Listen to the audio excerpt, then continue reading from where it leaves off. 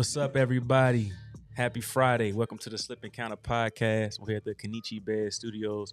We have two special guests in the building today. We have a talented prospect here in Jeffrey Yu and his coach Gustavo. Let's welcome these guys to the Slip Encounter Podcast, showing a lot of love today. Thank you guys for joining the show. Yeah, thank you for having us. Thank you for having us. Indeed. So I guess let's start with Jeffrey. We talked a little bit outside, and I didn't know your background was that short in boxing. So if you can kind of tell everybody what you told me outside, how you got your start in boxing. Yeah, how I got my start in boxing, man. Yeah, from where I come from, no one would think I'm a boxer or like be a professional fighter at all or anything like that. Because I just came from regular like middle class small town, growing up in the DC area, like DMV area, going to George Mason University, getting my degree. And really just working like the normal like white collar life, like getting a regular job and just doing all that. But on the side of that, I think I watched, like all Asian fighters, I think I watched the Manny Pacquiao documentary when I was young, got sucked into the sport, and then fell in love with everything. Fell in love with Ali, definitely fell in love with Joe Frazier, my favorite fighter, and just got inspired to put in the work. And just master the craft. So ever since then, I was always looking around for a gym. And I was always going off of like Rocky. I went like an old dude in the corner, like yelling at me and getting me to work. But eventually I was just training off of YouTube, training in my basement, just putting in the miles and just trying to stay at it. I ran into Coach Gustavo after I got introduced from a sparring session. And he gave me some advice during that sparring session. First time ever saw me. He gave me some advice. I used it the next round. It immediately worked. I was like, all right, he knows what he's talking about. Right, that's my coach right there. That's my coach. From then on out, I was like, hey, when do you train? Where can I train with you? We got paired up, and then that was probably 2018 or so. I was probably like 19, 20. And from then on out, we've just been competing, winning Golden Gloves, competing some more, and then turning pro as of last year. Right now, with 3 pro fights experience, 1 being an exhibition, 1 being a win, and then 1 coming up. For that one. Yes, sir. Right. So looking at him, like knowing this now, does his talent match his background? Because he's talented. I didn't know he had that short of a background. Like he learned to box on YouTube in his basement. I mean, when it comes to fighters, you never know. Some guys, man, they box since 4 years, like myself, box since 4 years old, whatever. You see, be around everything, spar everybody, whatever. And some guys, they just start picking it up, like, they may come in and out like Jared did, in and out the gym, whatever.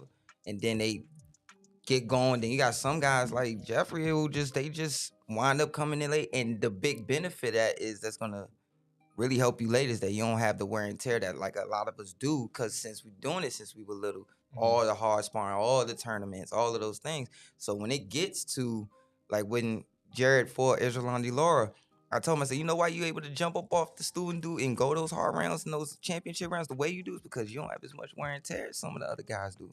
So that's going to really pay off for you later on. But we were there when For the exhibition, because I didn't know who he was. You know me, I know everybody. So we in there watching this kid. So I'm watching like, oh, yeah, kid can fight. And I remember, this is before he gets in the ring, because I was always taught you don't watch a guy from top to bottom. You watch a guy from the feet up. So I'm watching. I was like, oh yeah, kid, all right. He's still turning the corner to be a pro, but yeah, he gonna be all right. Whatever. I didn't know he was working with Scooby. Shout out to Shamar Flowers, man. I didn't know. I all of a sudden I just go to the dressing room, come back. And all of a sudden I see him get in the ring, and I see a head, and then I see, wait, that's Scooby. I look. Man, they should have paid money for they should have paid way more money to see what they saw that night. Y'all got after it, man. And they just working. They wasn't even trying to kill each other. They just working. And I'm like, oh my. And I remember I'm watching, I said, anybody that saw, I forgot who asked me. It was one of the reporters asked me. He said, hey, what you think of this kid? I said, whoever fight him better be in shape. That's all I got to say. Because if not, he going to run you out of there. That's the number one thing. You got to have that cardio. Again, I come from Joe Frazier. I come from his style. That's endless cardio. He's the train. He's coming to run you over. So I got to get my cardio in check. And then, like you said, I just fell in love with the sport. So even during like the COVID and the pandemic and everything, I was thinking about it. And it's like I started a little late, right? Yeah.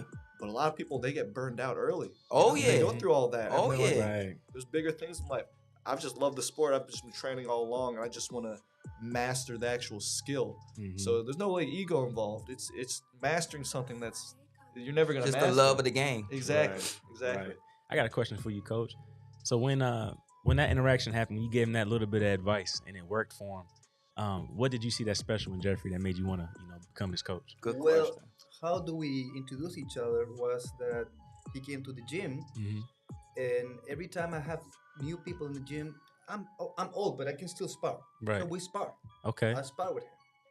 So I was catching him, and he was still coming, and he was like, "Okay, you can take a shot," So after that, he was trying to do things, but he didn't know what else to do after that. So I gave him two tips.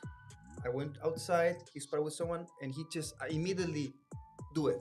And I said, okay, we got something here. We got something interesting that we can work with. Right. And that was the big part. Is that like, he's like, you can tell someone, I want you to do this. Oh, okay. And then in a month, they do it. No, he did it right away. And it works. Right. And I'm like, okay, he listened. That's a good Right. He's coachable. That was Very the first. coachable. So it's coachable, exactly. So that was my like, okay, I got something interesting we can work with. Right. And I just got to pause for 1 second because Coach mentioned that he gets in there and spars with people and he spars with me and whatnot. He's not joking. He busted me up. He busts everybody up. So yeah, you got to worry about your coaches. They can. They give it to you. So- Yeah, man. They done seen everything. So they see the openings and see certain things before you even see it. About 2, 3. They thinking 2, 3 moves ahead while you think they thinking 3 and 4 moves ahead. Because like, all right, yeah, okay, yeah, good. And they not even trying to hurt you. They just working with you. They just sitting there working. All right, nah, kid, nah, see you. Yep. God. Especially now when you're like, oh, I'm gonna try something. He's like, who do you think taught you that? Boom. Yo, my, Boom. Can you use my tricks? Boom. oh my goodness. Man. So what's your boxing background? When did you start boxing? my boxing background. Okay, I got 3 coaches that inspired me when I was a kid. Juanito Candia. I'm from Chile. Okay. First of all, I'm from Chile. Most of the things that I learned I was in Chile. Mm-hmm. Juanito Candia, who passed away, rest in peace. Jorge Mena, who was also a national champion. Okay. And another one who was a Cuban, now he lives in Miami. Okay. And is Eric El Tigre Castaño. Okay. You lying. Yes. Eric used to be training German Taylor, Masvidal, all those big, and he has now a few bare knuckle fighters. I love. He's a Cuban. He's just like I admire him because I feel like him because he's still old and he's still going inside and Right. let's go get it. Uh-huh. You know, Eric, you can YouTube him and find him. You know, Chuck Norris used to do some kickboxing shows. Mm-hmm.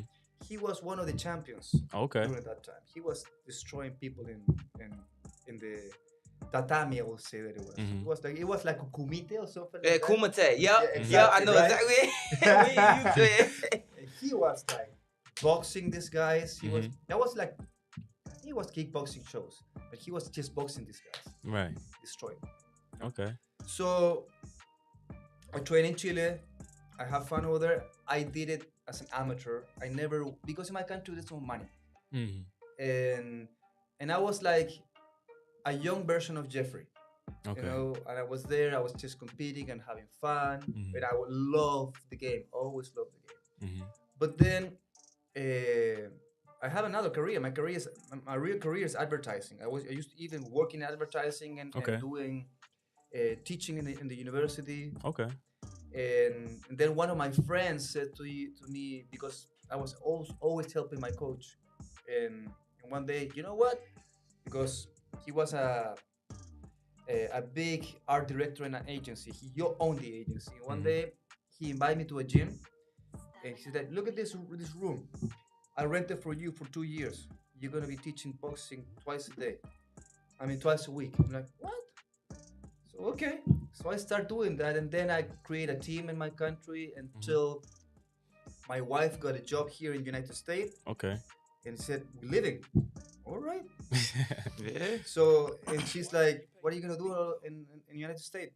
I said, I'm quitting advertising. I'm gonna work in boxing over there. Mm. And I arrived here in this country. I'm like, I'm not no one. Nobody Right. knows me, right? So I start going to gyms. Oh, I wanna work. I wanna coach. Mm-hmm. Who are you? Mhm. Let's go to the ring. Let me show you. Right. Show you who I am. Yeah. Let me show you who I am. So they know I start sparring some people over there and like, okay, this guy knows what he's doing. Mm-hmm. And then they give me a job and I start working. Then I work in UFC's gyms that they have around Right. here. But they have a few boxers over there also. Mm-hmm. And then when I arrive also, I put my kids in a karate school. Mm-hmm. And that karate school is Kaizen. And that's a big MMA gym in Virginia. Mm-hmm. And one day I said, you know what? I want to help you guys because I see that you have MMA teams. And from there, then I moved everything to work with them. And then I create my own boxing team over there. Okay. You know, at the beginning, I used to go to, I don't know, Baltimore, to Mac Lewis gym and all the other gyms. And who the hell is this guy? And then, his kids are winning. And then, I mean, people know me now because of my students. Shout out Kaizen Boxing. Shout out Exactly. Kaizen Boxing. It's grown so much over the past couple of years. Mm-hmm. It's beautiful to see, man. Yeah, Right. we got like a solid team now. So yeah. Yeah, for sure. So go ahead. Oh, Go- my go bad. ahead. Because, like, to his point, after, because me and you were ringside, Yeah. remember? Mm-hmm. Remember I left you right after he got out? Mm-hmm. So I went over to his team. I went over to all his friends. I said, y'all protect him. Y'all watch after him. Yeah. Because he going to give all he got in it. So y'all got to make sure y'all look after him. He's like, oh, cool. Thank you. We appreciate it. So I go to the dressing room. I didn't know he was going to be in there. Because I always go back there and tell my friends, I love you, go do your thing, whatever. And I see him. I go talk to him. To your point about how he listens and all this stuff. I walk back there, big him up. And he asked me, hey, is anything, you saw, whatever? I said, oh, man, you look good. I think I forget what I said. I think I said, man, you look good. But if you slide in, do this or whatever. Oh, I remember. We started doing we talked for about, I'm thinking I'm holding him up. So I didn't want to keep talking to him because he just finished fighting. Like, go ahead, man, change, get yourself together. He wanted to say, we worked on that. We started working on that stuff. Jabs and Wow. angles. Jabs and angles, Yep, that's what it I was. remember Right. Yep. I'm like, man, you can pull your foot over, you can do this, whatever. Boom, you got to grab this hand. Like, I could go here. Mm-hmm. Or especially now, you going pro. You in the amateur, you can't touch. Now, pro, I said, man, pull his hand down, boom, turn it under. And we talk. He starts doing it and said, oh, so I could do this for another 15, 20 minutes. We back there it's like we totally forgot where we were. We in the gym. He's practicing it. Uh-huh. So wait, this one I said good, but a little faster because remember you're in the pros and you got to make that move quick. You know what? All right. I said, oh, there it is. He keeps practicing. All right, yeah. So I was like, oh, yeah, this kid, he got it. Yeah, for He sure. got it. For sure. He's I one of them noticed that. fighters you got to save from, like, you got to watch fighters like him because he listens. He's kind of like Fernando Vargas. Mm-hmm. Vargas's issue, when he was coming, remember, Vargas was special. Oh, my God. But Vargas, he listens to the T and executes what you ask him to do. Right. No matter how he feels, no matter how tired he is, no matter how the fight's going, he's gonna go out on this shield with what you tell him to do.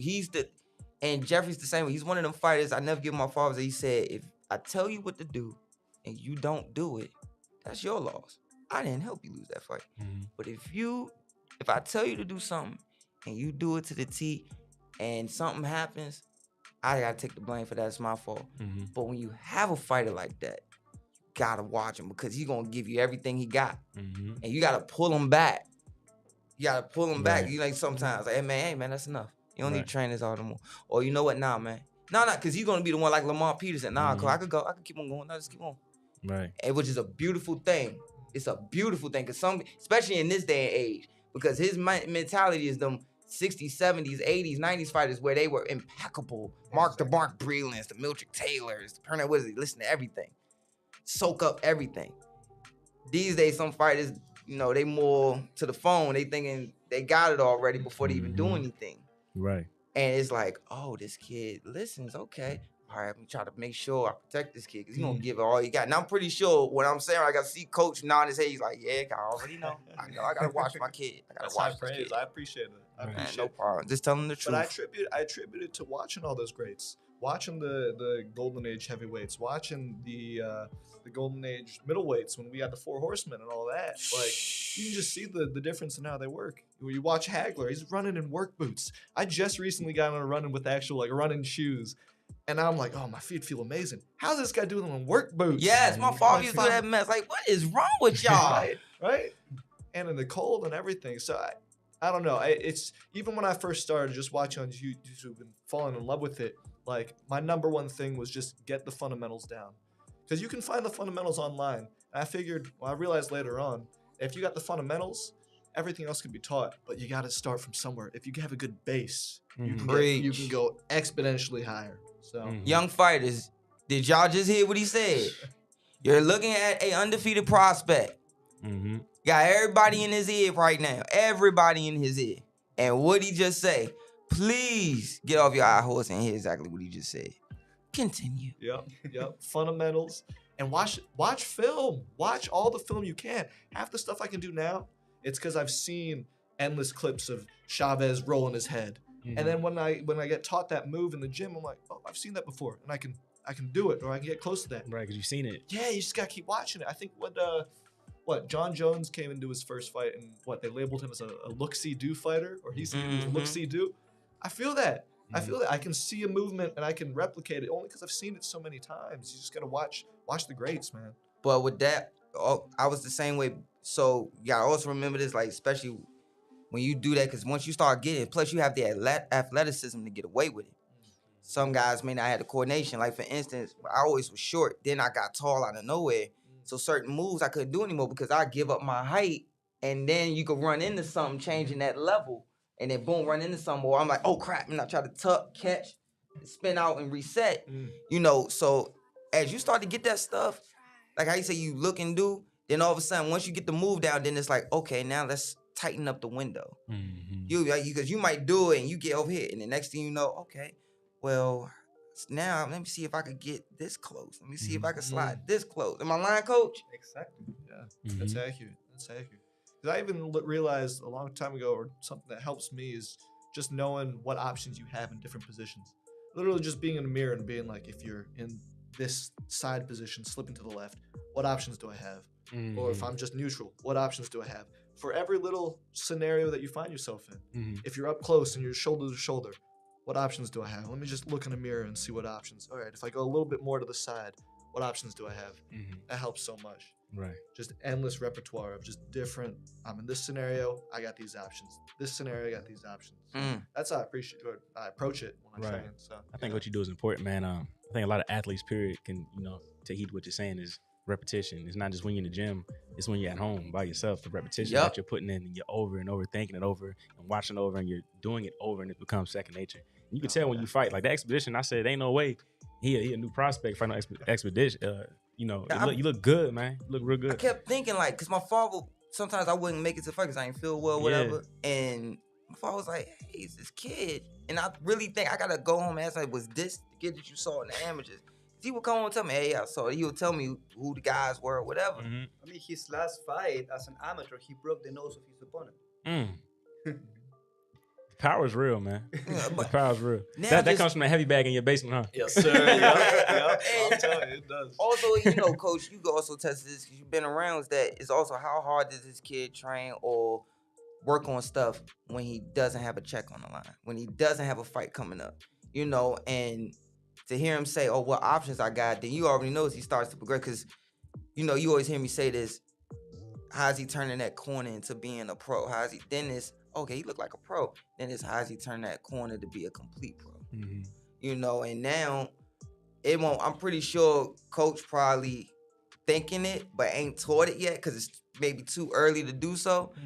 But as you start to get to 10-0, 14-0, closer to the top 15, now you're going to be not only, okay, what options do I have? But then it's going to be, man, when you go there, grab his arm, move it this way, then shoot it. Or when you're on the inside position, put your hand here on the inside of his bicep to control him and then move him this way. boom, and especially with how you are, if you don't have a good inside game, inside control, inside game, and spacing, like know how to fight on the inside, you gonna roll over. That's what I was going to ask you. So does like training in an MMA gym, does it help you with that, your inside game, your grappling? It definitely does, yeah, because we spar with MMA fighters too, and those wrestlers are crazy. Oh my God, yeah. After a couple rounds of me piecing them up, they'll just be like, all right, I'm gonna take you down. So I mean, even in the clinch, you can feel the difference of like where they're grabbing, where they're distributing their weight, how they're moving, why they doing it, the leverage and everything, or even to, like you were saying, to make extra space for extra shots, or how to move you and then create more opportunities. Right. It's you can definitely feel it. Definitely feel it. How important is that to you, Coach? Having that Very kind of experience? important. I make, like, for example, some of the new kids, I tell them to, hey, arrive early and do some drills with the wrestlers. Yeah, no. They don't want to do it. Huh? No, they start doing those drills, and then they feel like they can move the arm, do this, use the push the shoulder, come over top. Exactly. Okay, yeah. As for example, I have bring a few tricks of the martial arts to the boxing. Like some of the things that they used to do is like when they throw a kick, you do this, right, to deflect the kick. Right. I also do that to when you're throwing me a jab or a cross, I move you and you finish like, You reach the way, it. and like, boop, and I right uppercut. My father did the same thing. Like you'll sit there sometimes, you don't want to never chase the pick because if you feint, if I feint you and you blink, and I'll get you because you're supposed to just turn the glove. You don't never want to go here because you see many knockouts where the guy feint good enough, chase it, come on top of the hook or whatever, and gets caught. But when you could control catch the stab to the body, whatever, or whether it's Philly shell, you catch it, or let it hit here, or if it's from here and you catch it, a lot of times it's also a show of dominance. If I'm walking and we in the center and I don't want to give up ground, I might do what Tommy Hearns will just take a little quarter step, pull back up. But instead of me stepping back now, you want to come forward. And I got to find a way to change the dance over. But if you sit there and then you throw that stab and I grab your glove and I move, I control it, it's also a show of dominance because then I can sit there, just nothing too hard, but but over time, that flick and I grab your hand, move it, and then I flick up top and I hit you at the top of your head, snapping back more. Your back start tightening up. It's like what Ollie did to Patterson. His back start tightening up, starts killing you. Your neck get whiplash and everything. Right. So that control, then all of a sudden you controlling them. Then you could hurt the other guy's shoulder doing that too. Especially in the pros. When you grabbing that glove, remember it's an 8-ounce glove. You're not dealing with the 18s. So if you grabbing it and moving it, you could hurt his shoulder a certain way. Like, all right, now I took some pop from his jab. Like, okay, the jab ain't the same no more. Okay, cool. I took that from him. And boom, now you starting to feign. That's why we mesh so well, because everything you just said right there, those are the little details in boxing that you might not be able to see if you're just a casual fan watching boxing. How do you know that? Or even the mind games of being more intimidating or putting on the pressure without just punching nonstop and just different movement and creating distance and how that puts anxiety on an opponent. Man, that's what I fell in love with. That's like the 4D chess of the game. Right. So, the attention to detail. You said your background was you said theater, right? Theater, marketing, yeah. Right. So I guess I assume with that there's a lot of attention to detail. Yeah. Especially in theater, right? Rehearsals too. Rehearsals, right. So I can see where the ethic comes into boxing where, okay, I want to get this down. I want to get this down and learn this and get it down. I can see it now. So it's all adding up. Yeah, and also, you know what really helps with that? Being pro and performing on a stage. Or even an amateur and performing in front of a crowd. Because you can perform in the gym all you want. You can be in big groups in the gym, but you know all of them. It's not the same anxiety. It's different when you're on the stage in front of everybody. You have to know tell it. Right. Am I lying? Because people think I'm like over it when I'm on here. They be like, they know I've been around, but they would think, man, you over exaggerate. Shit, when you in that back, I don't care how modern this game gets. I don't care how better the outfits look now, the gloves, all this. At the end of the day, you know how they say more things change, the more they stay the same? At the end of the day, no matter how modern the game looks, it's still the old Roman Coliseum. They come back and knock on the door. 5 minutes, 15 minutes. First they say, Jeffrey, gloves for Jeffrey, you bring the gloves. Try them on whatever. They come back. Jeffrey, 10 minutes till walk. 5 minutes to a walk. I done seen that moment break a lot of good men. I mean, good fighters. Mhm. And my father always said, man, you could lose 3 rounds worth of energy just from the ring walk. Yeah. That's why they tell you when the bell ring, Mhm. don't sit there and let your energy go past. You're rushing that dude. Just take it. Walk, feint, give him a couple jabs, feint him. Well, get settled in. Let the crowd, die down to where you just doing like back in the gym again, doing the same punches again. Because you can run it. That anxiety ain't no joke. Yeah. It is You no see that in joke. the amateurs. Anytime an amateur has their first fight, I always see it. They got 30 seconds of energy, and Yeah, then it is that's over. It's over. The amateurs is all composure. It's like Uh-huh. whoever's winning in the first 30 seconds, they might look like the best fighter ever, Mhm. but after round 1, they got nothing. Right. I see right. it all the time in the amateurs. So, yeah. Coach, I got a question for you. What are some of the biggest improvements you've seen in him since he started boxing? More patient. More patient. Okay. Patient, and he's watching, and now he's like picking his shots. Mm-hmm. The first thing, I mean, why is the fly? Yeah, that's a good question. I put that name. Okay. Fly. When you are with friends and you are in a barbecue and you have flies around you, Mm-hmm. what do you do? get the fly out of the way, Right. right? Uh-huh. That's him. He's on your chest. He's moving around, and you like get the fuck out of here. Yeah. You want him to get out, Mhm. right? Uh-huh. But now he's doing the same. But you think, I want to get out. I want to throw. Where is he? Now he's Right. here. Mm-hmm. Now you are in more trouble. Yeah. Right. He's gonna be in your chest, but he's not gonna be in your chest, and you're gonna be able to hit him. He's gonna be in your chest, and he's gonna make you miss. Right. Right. So now it's an annoying fly. Annoying fly. Even Right. more. You can't get him. You can't get him. So Flies got now some it's more bite too. patient. Now we Right. get some punching power as well. Right. Yeah. So now it's more patient. Mm-hmm. Now you can everybody is waiting for to see, for example, when they go to spar. And because sometimes sparring is more dangerous than the fight. So, Yeah, sometimes. Right? Yep. and Yep. you will see more time getting this guy dropping people with body shots than in the face. Mm. There, boom, Boom. Right. you know. That's impressive, man. So it's more of a sniper, Mm-hmm. but with a machine gun. Mm-hmm. Right. Right. Right. 30 rounds, and every single one of them is hitting something. Exactly. Yeah. That makes sense. That makes sense. Yeah, because you got a guy like that, he hit you in the. I remember, God rest his soul, Godfather, big Gary Russell. Mhm. One of the things I remember, we were, it was me, Alan Russell, we were doing defense. Tonio Russell, Gary Russell, we're all doing it, and they would have hand issues like back then. So Mhm. you would shoot, and then you wiggle. They said, "Nah, hit him in the hand too. They gonna pro some. Hit him in the hand too."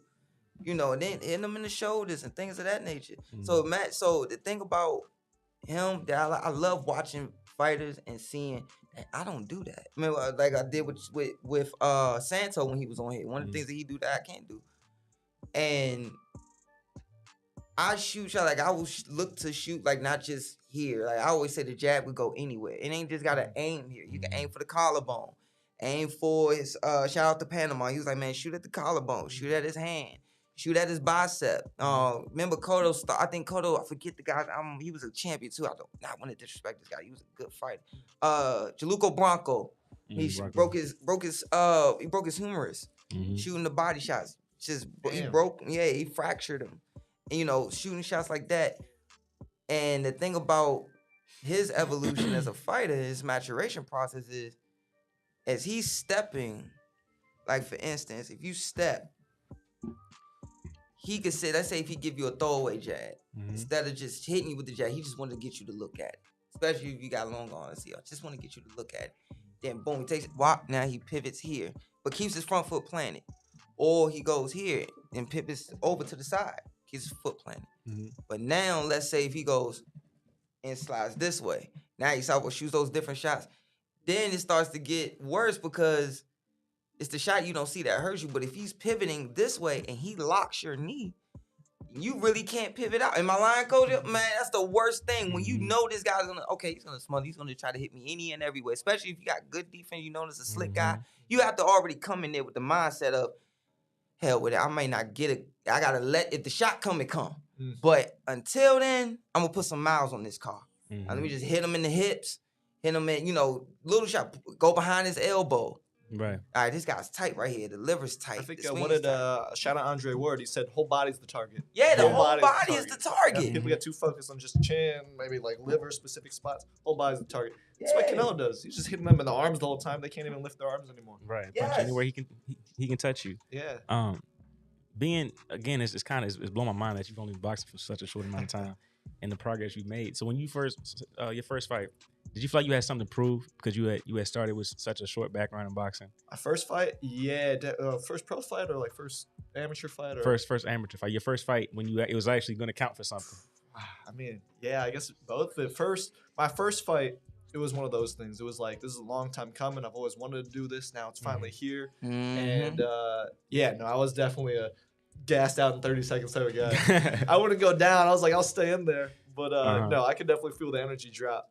But no, I had a good crowd out there. I had a lot of good friends out there. So I just want to do my best. I mean, I just want to do my best, win the fight, obviously, but really show everyone like, I love this. This is what I'm putting my time into. I love this, so this is what I'm doing. And after that fight, like I'll never forget the feeling that came from that, because the endorphin rush, the emotions you feel, you're on top of the world, win or loss. Just to be in front of that crowd and just to be able to show that off, and to have people that you love that are there and care for you and are and cheering you on. appreciate what you just gave up. Exactly. That's the best feeling in the world. I mean, it's like a drug. It's addicting. Yeah. It's great. Oh yeah. Right. Especially at that casino with that type of crowd and how it's a lot of theatrics. You could really get caught. That's one of them local spots where you could get really caught up in the theatrics at Tony Jetta cars. Because the way it walk out, the crowd, how the venue is, and you go multiple levels, multiple levels, there, the seats and everything. Yeah. Oh my goodness, you could really get caught up in that. Yeah, especially seeing my green shirts everywhere in the crowd, my people in the crowd, man. Yeah. And it's something too I realized with my first fight, not only at the fight, but even leading up to it, there's always just a massive amount of appreciation. Because again, everyone's supporting you, everyone's coming out to see you, whether or not they understand what you're doing or not, they understand your passion or not. It's just massive appreciation that they're supporting you and they're there regardless. So it's just beautiful to see every time. Right. Yeah. What were your parents' reaction when you first said, "Mom or Dad, I'm gonna start fighting"? That's a good question. Well, I always say that boxing is not a sport for mothers. Right. Not a sport for parents usually. But I think they saw how much work I was putting in, especially when I'm in their basement hitting a heavy bag every night. Like, what is this guy doing working out so much? I will say what changed in their mind was when they saw my debut fight, when they were at the live casino and they could really see, from one venue, let's say like from an amateur show, let's say somewhere at the Rosecroft, and then somewhere to live, they could just see the rise and the progress and everything. So at this point, they sort of understand I got control of what I'm doing, and they're proud of me for it. So yeah, they're more on board now. Right, for sure. And they see the ethic behind what you're doing, the work ethic. You're putting that work in, man, for sure. For sure, man. So let's talk about your fight coming up February 18th, right? Yes, February 18th. Yep. Indeed. At the Hall at Live Casino. Still with Judder Promotions. And it's my second fight with them. And I'm against a good knockout artist, Kerry Caprio. I've heard of him. He's been around the Kaizen gyms a couple times. He's done Muay Thai fights. He's done a bare knuckle fight. And all knockouts. Okay. So, I'm preparing for that. And I want to give him his respect, especially when someone's got all knockouts. Can't be sleeping on him. Yeah. So, looking forward to a good fight, man. Looking forward to a good fight. For sure. Coach, let me ask you. So, he says the guy's a knockout artist. How do you prepare for a guy that has that kind of thudding power that can put you out? What's different in the camp to get ready for that? Well, movement, and take away his weapon. Don't get hit. Don't get hit, and make him worry about your punches. If you go in, I always say to almost all my team, all my fighters, if you go inside the ring and before you even throw a punch, you just worry about him, you're already losing. You have to take control of the ring and make him think what he's doing to you. He has to think about what the guy's doing instead of what I'm going to do to him. Right. I'm taking away that, and now I'm starting to get control. Right. So that's what I always try to put in the mind of my guys. Mm-hmm. Don't think about your opponent, what he's doing. Mm-hmm. Be ahead. And Right. you establish your thing. Mm-hmm. If you establish your thing, you're stealing at least 20% of his fight. Right. So really, you're saying this up here. Get him here first, and Yeah. then you can start to break him down. He has 2 hands. You had 2 hands too. Uh-huh. You always going to fight someone with knockout. Mm-hmm. You can knock him out too. You start with the TKO. Mm-hmm. Now we will see that he can also drop people. Right. Right. So it's kind of like a showcase for you, almost step up an opponent.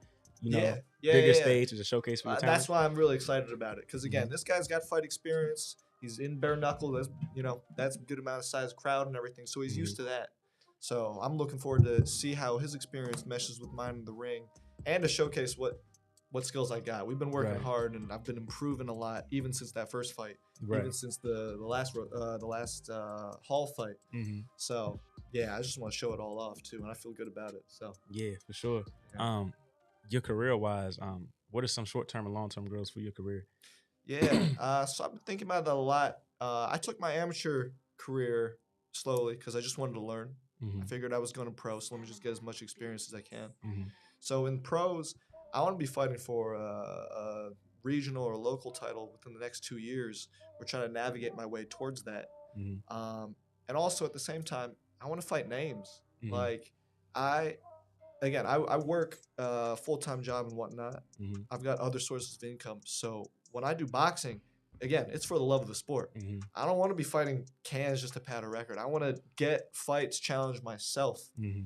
At the end of the game, or at the end of the day, I want to look back and be like, all right, like here's what you accomplished. You weren't fighting no bums. You were fighting real people. Mm-hmm. Win or loss, you were giving it your all, because I want to measure myself. So at the end of the day, I think a regional title within the next 2 years or so, that would be a good stepping stone or a good marker of that. That's awesome, man. No, can we really look at what he just said? Yeah. I mean, a lot of fighters don't have that mentality at all. That's a lot of camps and coaches, managers, they don't have that mentality. You guys are doing great. That's why I said you got to protect certain guys from themselves, because he's gonna want it. So, and I remember, shout out to hard work. My dad, like I remember all the guys from my dad's era. I remember my mom told me a story. She said, Don, what are we supposed to do? She said, take them as they come. Just take them as they come. Can't do nothing about it. Take it as it come. Be in shape, be ready. And, guys like Lamont Pierce, shout out Mr. Lamont. When they said thank you for taking certain fights, he said, why are you thanking me for doing my job? And unfortunately, it's slightly an art that's been on. And it's a catch-22 with it, because you could ruin a guy by pushing him too fast too soon, Mm-hmm. And then at the same time, in this era, like we just discussed, and me and you had a good head nod on that, where it's like you got a lot of young fighters where they want to be boxers, but they don't want to be fighters.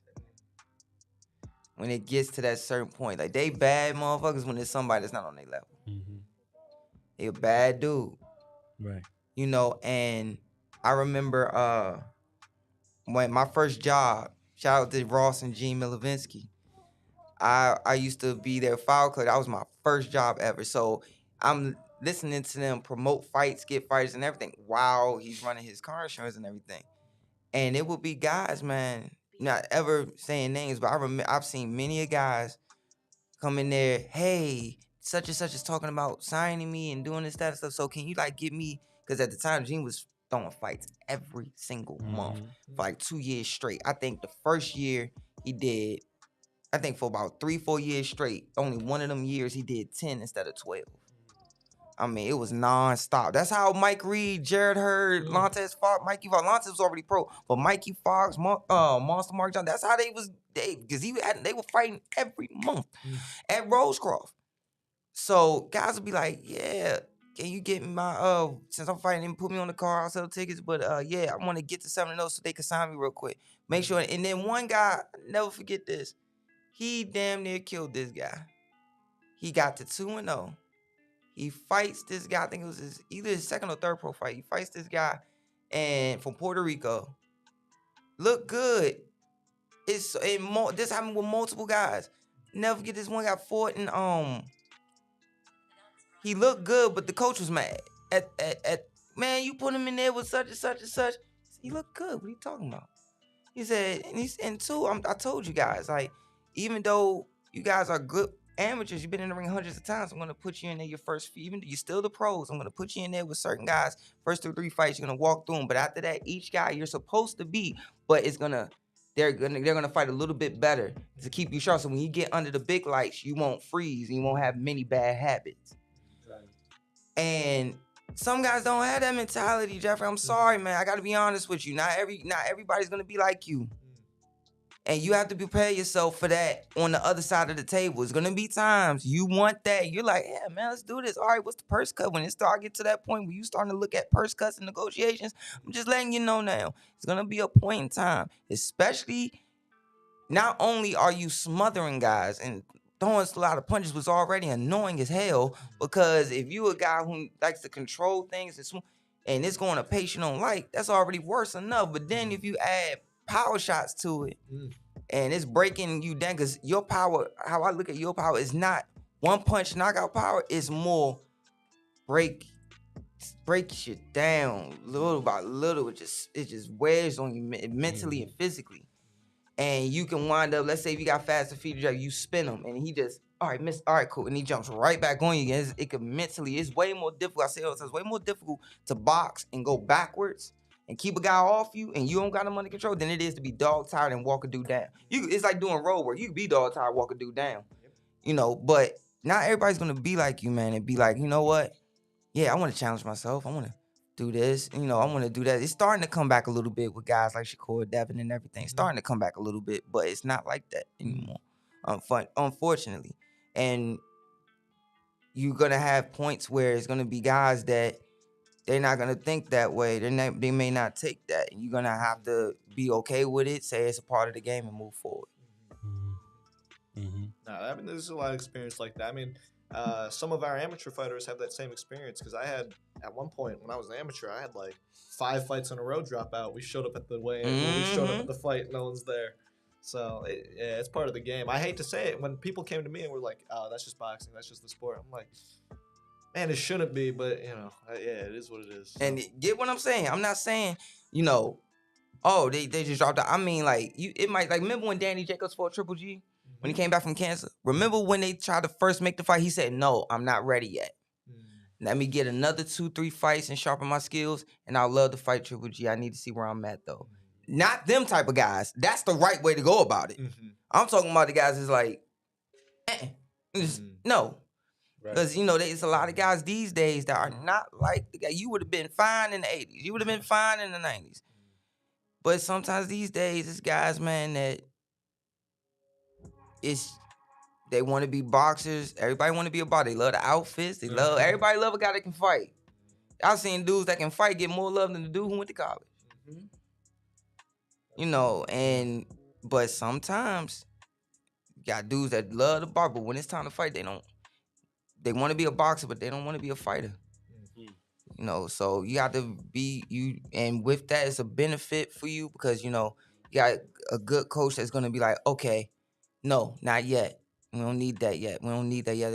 I know you want this, and I know you can fight, but let's put another 3 or 4 fights in the bank. Let's get some more skill sets down.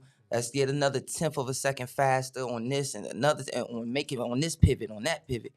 Then we're gonna go back and look at this guy, and then we're gonna fight him at his best. You're gonna be even better, and then we're gonna go at this guy. I got a question for you, Coach. Where do you see his career in 5 years from now? 5 years? Well, if we're talking about 5 years, he's gonna be in the top. He's gonna be top 15. Yeah, yeah, definitely. Okay. I mean, like when we decided, like, okay, you're gonna go pro, yeah, and we were even sparring pros during that time, and we haven't even go pro. And I said, okay, these guys, I'm gonna beat them in the future. Yeah. And then we go pro. I want to fight. No. I said to him, we're gonna fight the record of these guys. We're gonna follow them, destroy his opponents, and then we go to them. Right. You gotta. This is a business, right? You like Holyfield did with Tyson. You beat everybody that Tyson beat to build it up. Exactly. So I said, look, let's try to negotiate and try to get these guys fight. Because At the end of the day, even though we like, this is a business, at the end of the day, right? You're gonna fight those guys at the future. Even they come to spar with us, or we go to spar with them. You're gonna fight them, right?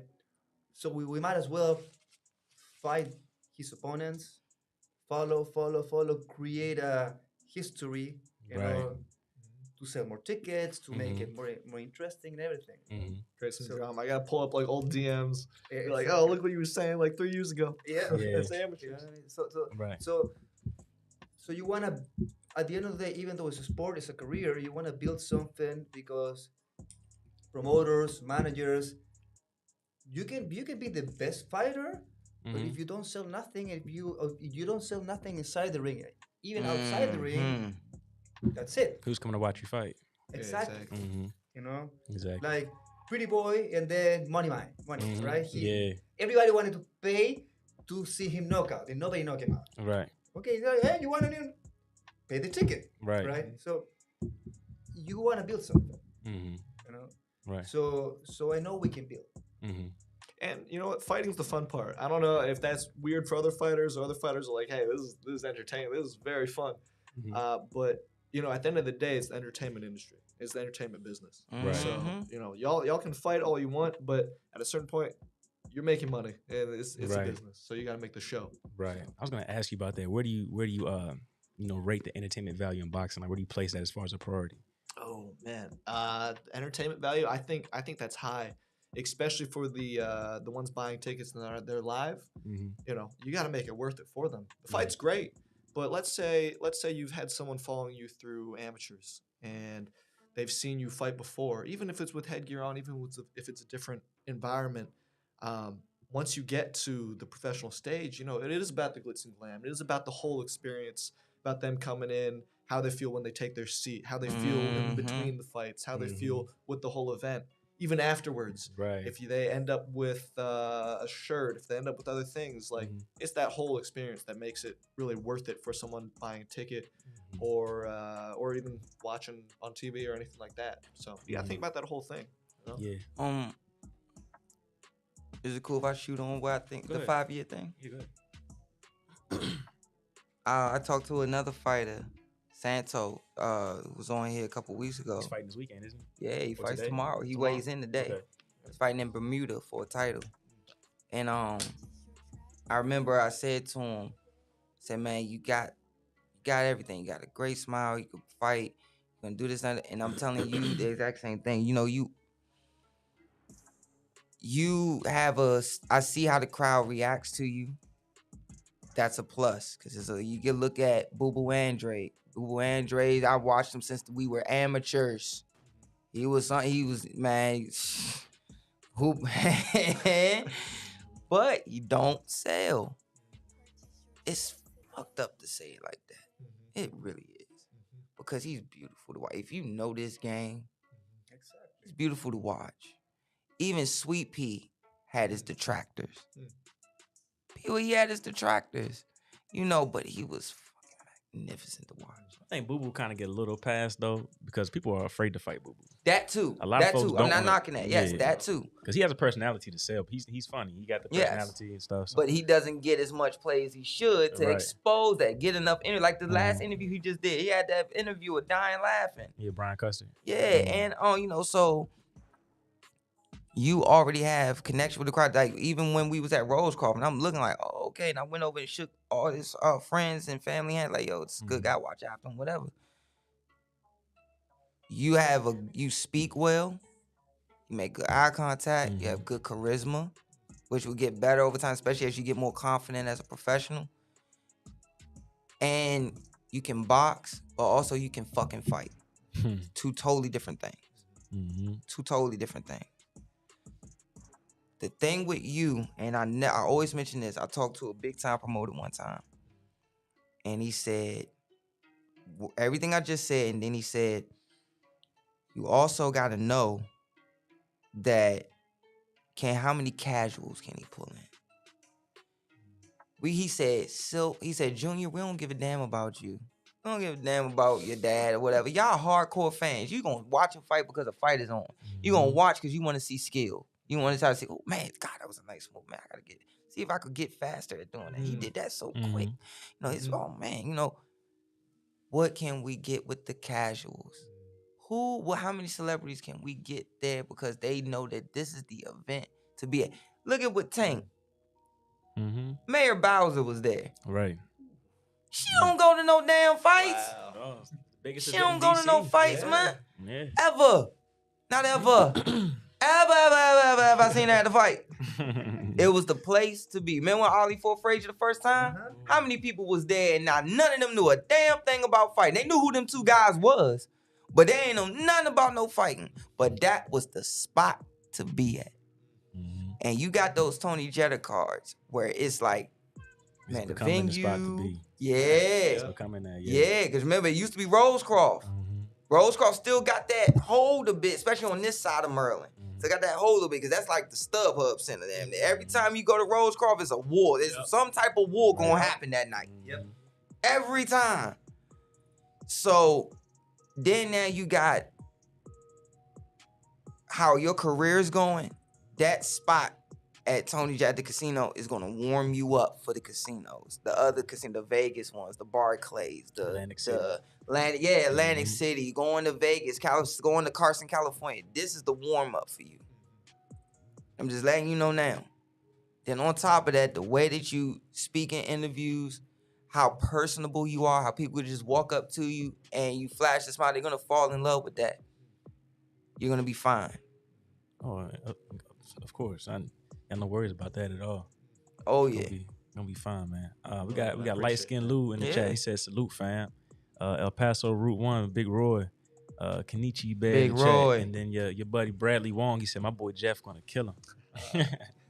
Well, it's coming. It's coming. Yeah, they already know. Especially you, Bradley. Shout out. So what was I gonna ask you? And it slipped my mind.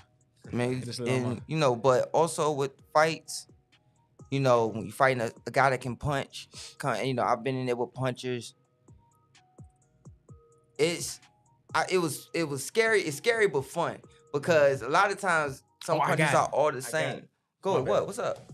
It slipped my mind. My mind been crazy. So you know, with your career and people watching you and so many, you know, friends and family, like, damn, he was just hitting heavy bag in his basement and now he's fighting at the live. You have people coming to you and saying like, yo, like, do you think I can start boxing? You know what? It's funny you say that, because I'm just training at the gym. Let's say I'm at a public gym hitting their bag or something. Every time we leave train, for example, the team meets up on Mondays for strength and conditioning. Afterwards, I just get my training. I'm not just at the gym. They've got a freestanding heavy bag there. I always see kids on the bag, random people on the bag, whatnot. And you know, I don't want to judge them or anything. I'm looking like, you can do this different. You can do this different. So right after they're done, I'm going right on the bag. And then when they see me, they either come up and introduce themselves or I introduce myself to them. So I'm just trying to get everyone into the sport. But yeah, no. So I see a bunch of other people come up to me or asking me about tips and tricks and things like that. And again, when I first started, I was just learning off of YouTube. I never had someone like me to teach me. So I want to be that person when other people come up to me. I want to show them something or get them started off, so then later on they go down the line, they pass it along too. So that's awesome. That's awesome, man. That's good stuff. I'm sorry, I lost it. I got it right. And you know, I be doing the same thing. So he be like, he'll forget something, and then I carry it, and then I forget something. He know, and he'll carry it. Well, it's been plenty of shows where it be like they don't know that we just messed up. Right, and it's live, so you can't say cut. We can't say cut. But y'all play off each other well. This is beautiful. And you said this partnership happened when? Or when y'all I met him It at the ain't Rose even a Cross. year. It hasn't even been a year, bro. Okay. Matter of fact, it was which fight? Whose fight was it? Was it Chris Glenn's? It was Chris pro debut. Yeah, I met him at Chris Glenn's debut. Okay. Too Sharp introduced me to him. And then, we just follow each other on Instagram. And I used to get on my Instagram lives and I would interview people. I did like Austin Trout. I did a couple guys on my Instagram live. And then he always talking. He's like a historian. So then he was like I was gonna say right now, he was rattling off. I was like, oh my God, someone else knows about this. This is crazy. Yeah, so he's like my counterpart. We like yin and yang. I'm the boxing fanatic, the fan, and he's the guy that knows boxing. So we kind of meshed. We started doing Instagram lives, and then they DM'd us and said, "Hey, you got an opportunity? You guys want to come to the studio and do a show?" Hell yeah, exactly. Hell yeah, you know. The lights and everything. Right. That's why I love what you're doing, because it's like boxing. It was like it chose you. It chose you. You had a niche for something. You already had the work ethic from your background, and then boxing shows you. this chose me. This boxing during COVID, wasn't nothing going on, and I love football. Football player, played in Was a college. top football player. Played in college, and then you know, when COVID hit, they wasn't playing games and stuff. They were still fighting, so I started watching more boxing. So it's like boxing chose me, like, and I'm here, and I love meeting fighters and meeting coaches, and like even Cutman Slick. Shout out to Cutman Slick. I asked him a bunch of questions my about God. his perspective, you know, being in the corner. What's it like working, you know, with the end swell? Like, how do you different things you do to stop a cut and, you know, with swelling? Like, what, you know, I love to have him on the show. I want to learn everything about boxing from every aspect. So it's like it chose me, and this is great. I love being here with you guys. Yeah, I mean, even turning pro, like something that's amazing is like I never thought that I'd be working with so many people or so many businesses doing their own thing, Right. and like seeing everyone's expertise come together. Yeah. It's a beautiful thing to see. Right. Yeah, it's amazing. It's I so just much love bigger seeing than in the that. ring, huh? Yeah, it really is. It's beautiful. It really is. And when he got to know who I was and everything, all the training, all stuff, my whole background, and we hanging out, and I'm saying he'll ask me questions, what's about this or what's about that, and I'll break it all down. Or who's this fighter? And I'll tell the record or whatever the case may be. And I think it wasn't BINK who asked it, but BINK was right there. Somebody was like, oh, so it's more to it. I said, oh, it ain't just the fighters got to get paid. The ring, you see that ring, them 3 ring art, they got to get paid. Yeah. You see the people talking ring, they got to get paid. The sponsors up there, all them, they got to get their cut. There's the dude, the vendors, there's the percentage of the gate, the YouTube rights, all that stuff got to get. They was like, because they just watching it thinking it's the 2 guys. And I'm like, no. Right. You know, That's even the the whole end swell. business. Yeah, Yeah. even Right. the end swell thing. I'm like, nah, you know, the end swell, it goes here, you do this or whatever, and it hurts like a bitch. Different Like, things, right. because it's so freaking cold and your body is hot and they put pressure on it. But, you know, to finish what I was saying about your career, man, you know, and fighting punchers, you're already gonna be the type of guy that they gotta slightly be wary of because of how you're gonna bring it. And when you fight this puncher, always be alert because you know punchers a lot of times are slow, but when they hit, it's like, all right, the slower they are, the more you got to be worried about it because if it hits you, gonna know about it. I sparred a Russian dude an MMA dude. Slowest punch ever. I'm telling you, I could see it coming the whole time, and as soon as it hits me, It's like, good God Almighty! woo. Oh, you catching on your glove? You catch it like, Yeah. man. I worked with Swift Jerry Hurd one time, and remember I'm a lightweight. I'm a junior lightweight. He's taking the power off. The fuck is that? What the hell? Like, I mean, the team we're working, we have a lot of Middle Eastern people from Russian, from Georgia, from Afghanistan. They are beasts. yeah, insane. and they keep coming, and they have the most composure. We have 2 UFC fighters. We have one Bellator guy. This Bellator guy has a few boxers come to spar with them. Then, oh yeah, some MMA guys, and then they come like this. They boom, and they change the face right away. Like get one shot from this guy, and like, Right, freeze you, huh? You know, and he was. I'm telling you, this guy. Every time boxers come, then the coaches call me. You gotta bring him to boxing. You gotta bring him to boxing. This guy is it's like the next Triple G. Okay. And that, yeah, but he's an MMA fighter. If he wants to do boxing, I take him. But this last month, he's like, Coach, I want to do boxing. Okay, whenever you're ready, just we take can it. go. Let's take it slow. So let me ask you, from being familiar in the MMA gym, a lot of casuals don't know the difference. What are some of the technicalities and differences from like an MMA stance or compared to boxing? Oh, Like, I wanna hear all of the this. small things. Well, there are a lot of things. For example, in the MMA, is that guys they don't want to get hit. Not like we stay in the clinch. We wanna. Of course, we don't want to get hit, but we are used to. Right. Right. They get hit. Exactly.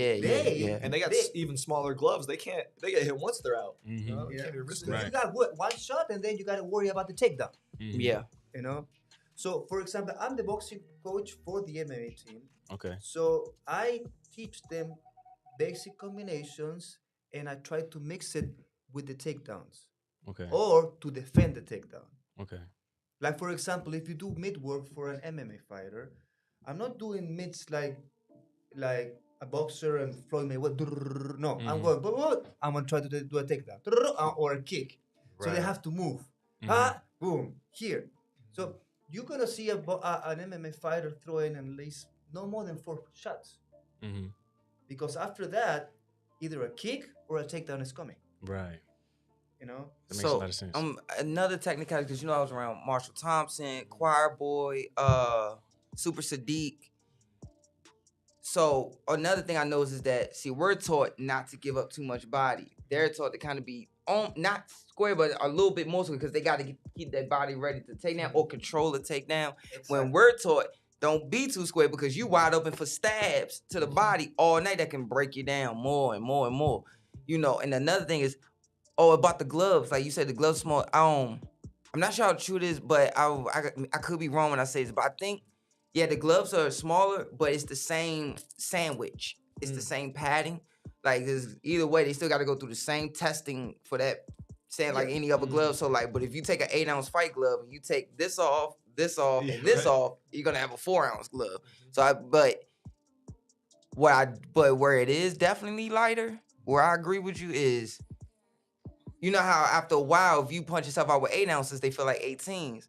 But them 4s, I think you probably got more. You ain't got so much weighing you as much, so you could just it's coming at you a little bit more velocity than the protection that you'll get with the glove. They wing up. And Like, they winging it. Some of them they're throwing 2 shots, but those are 2 kill. Like, Yeah, those are to yeah. knock you out, and then maybe get a takedown afterwards. But those 2 shots, they're coming. They're coming with heat. Yeah, and that's what I want to tell you about with power shots tonight. And I'm pretty sure coach is gonna tell you too. Like, when you go out there with a power guy, pick his stuff first. See what you're dealing with.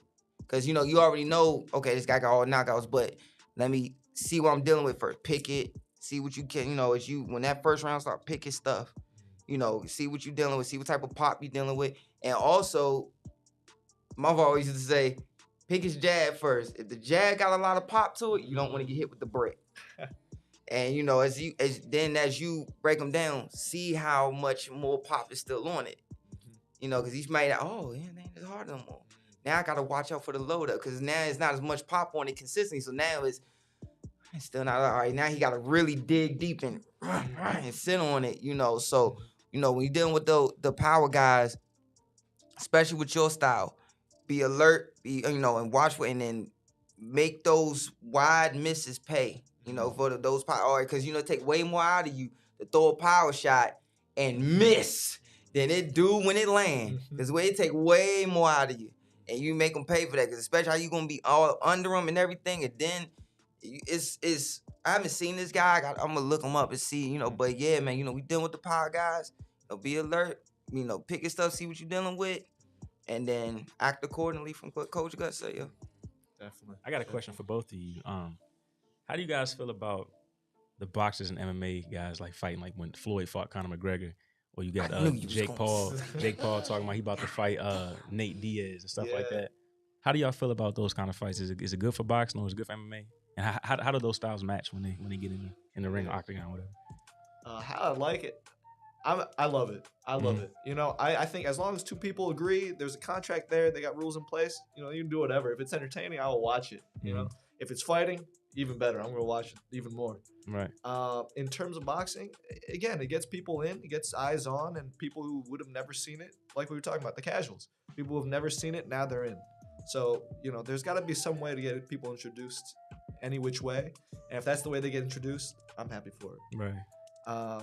In terms of the style, I think a boxer is always going to beat an MMA guy if they're in the ring, and vice versa if they're in the cage. Just because from what I've seen from sparring, especially the differences in fighting, what us boxers are able to do when we're inside, we know how to throw short combos. We know how to work inside. The MMA guys, they don't got those short combos, because why would they? They'll just take you down.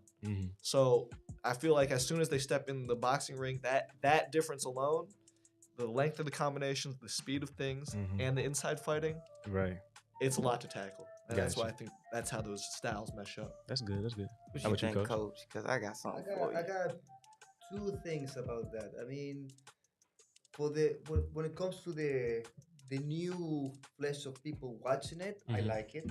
If because a lot of that's the thing.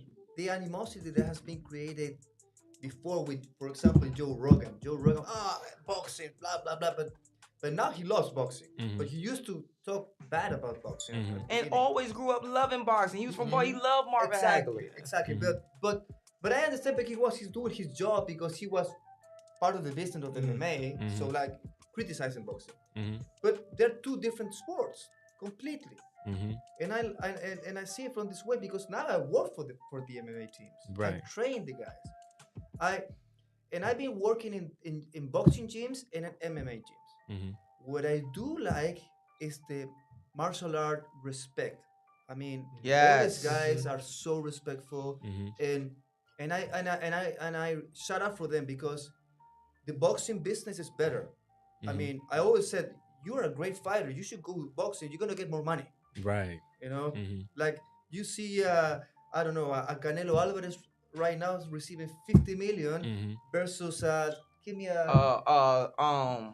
Kamaru only got like 700K, Right, even though, which is a Kamaru. lot of money. Yeah. But at the same time, it's like he's the guy. Exactly, These guys, yeah. only Conor McGregor was the only guy to crack 1 million, like crack Yeah. 1.2 and 1.5 Right. and stuff So like I that. see that point, right?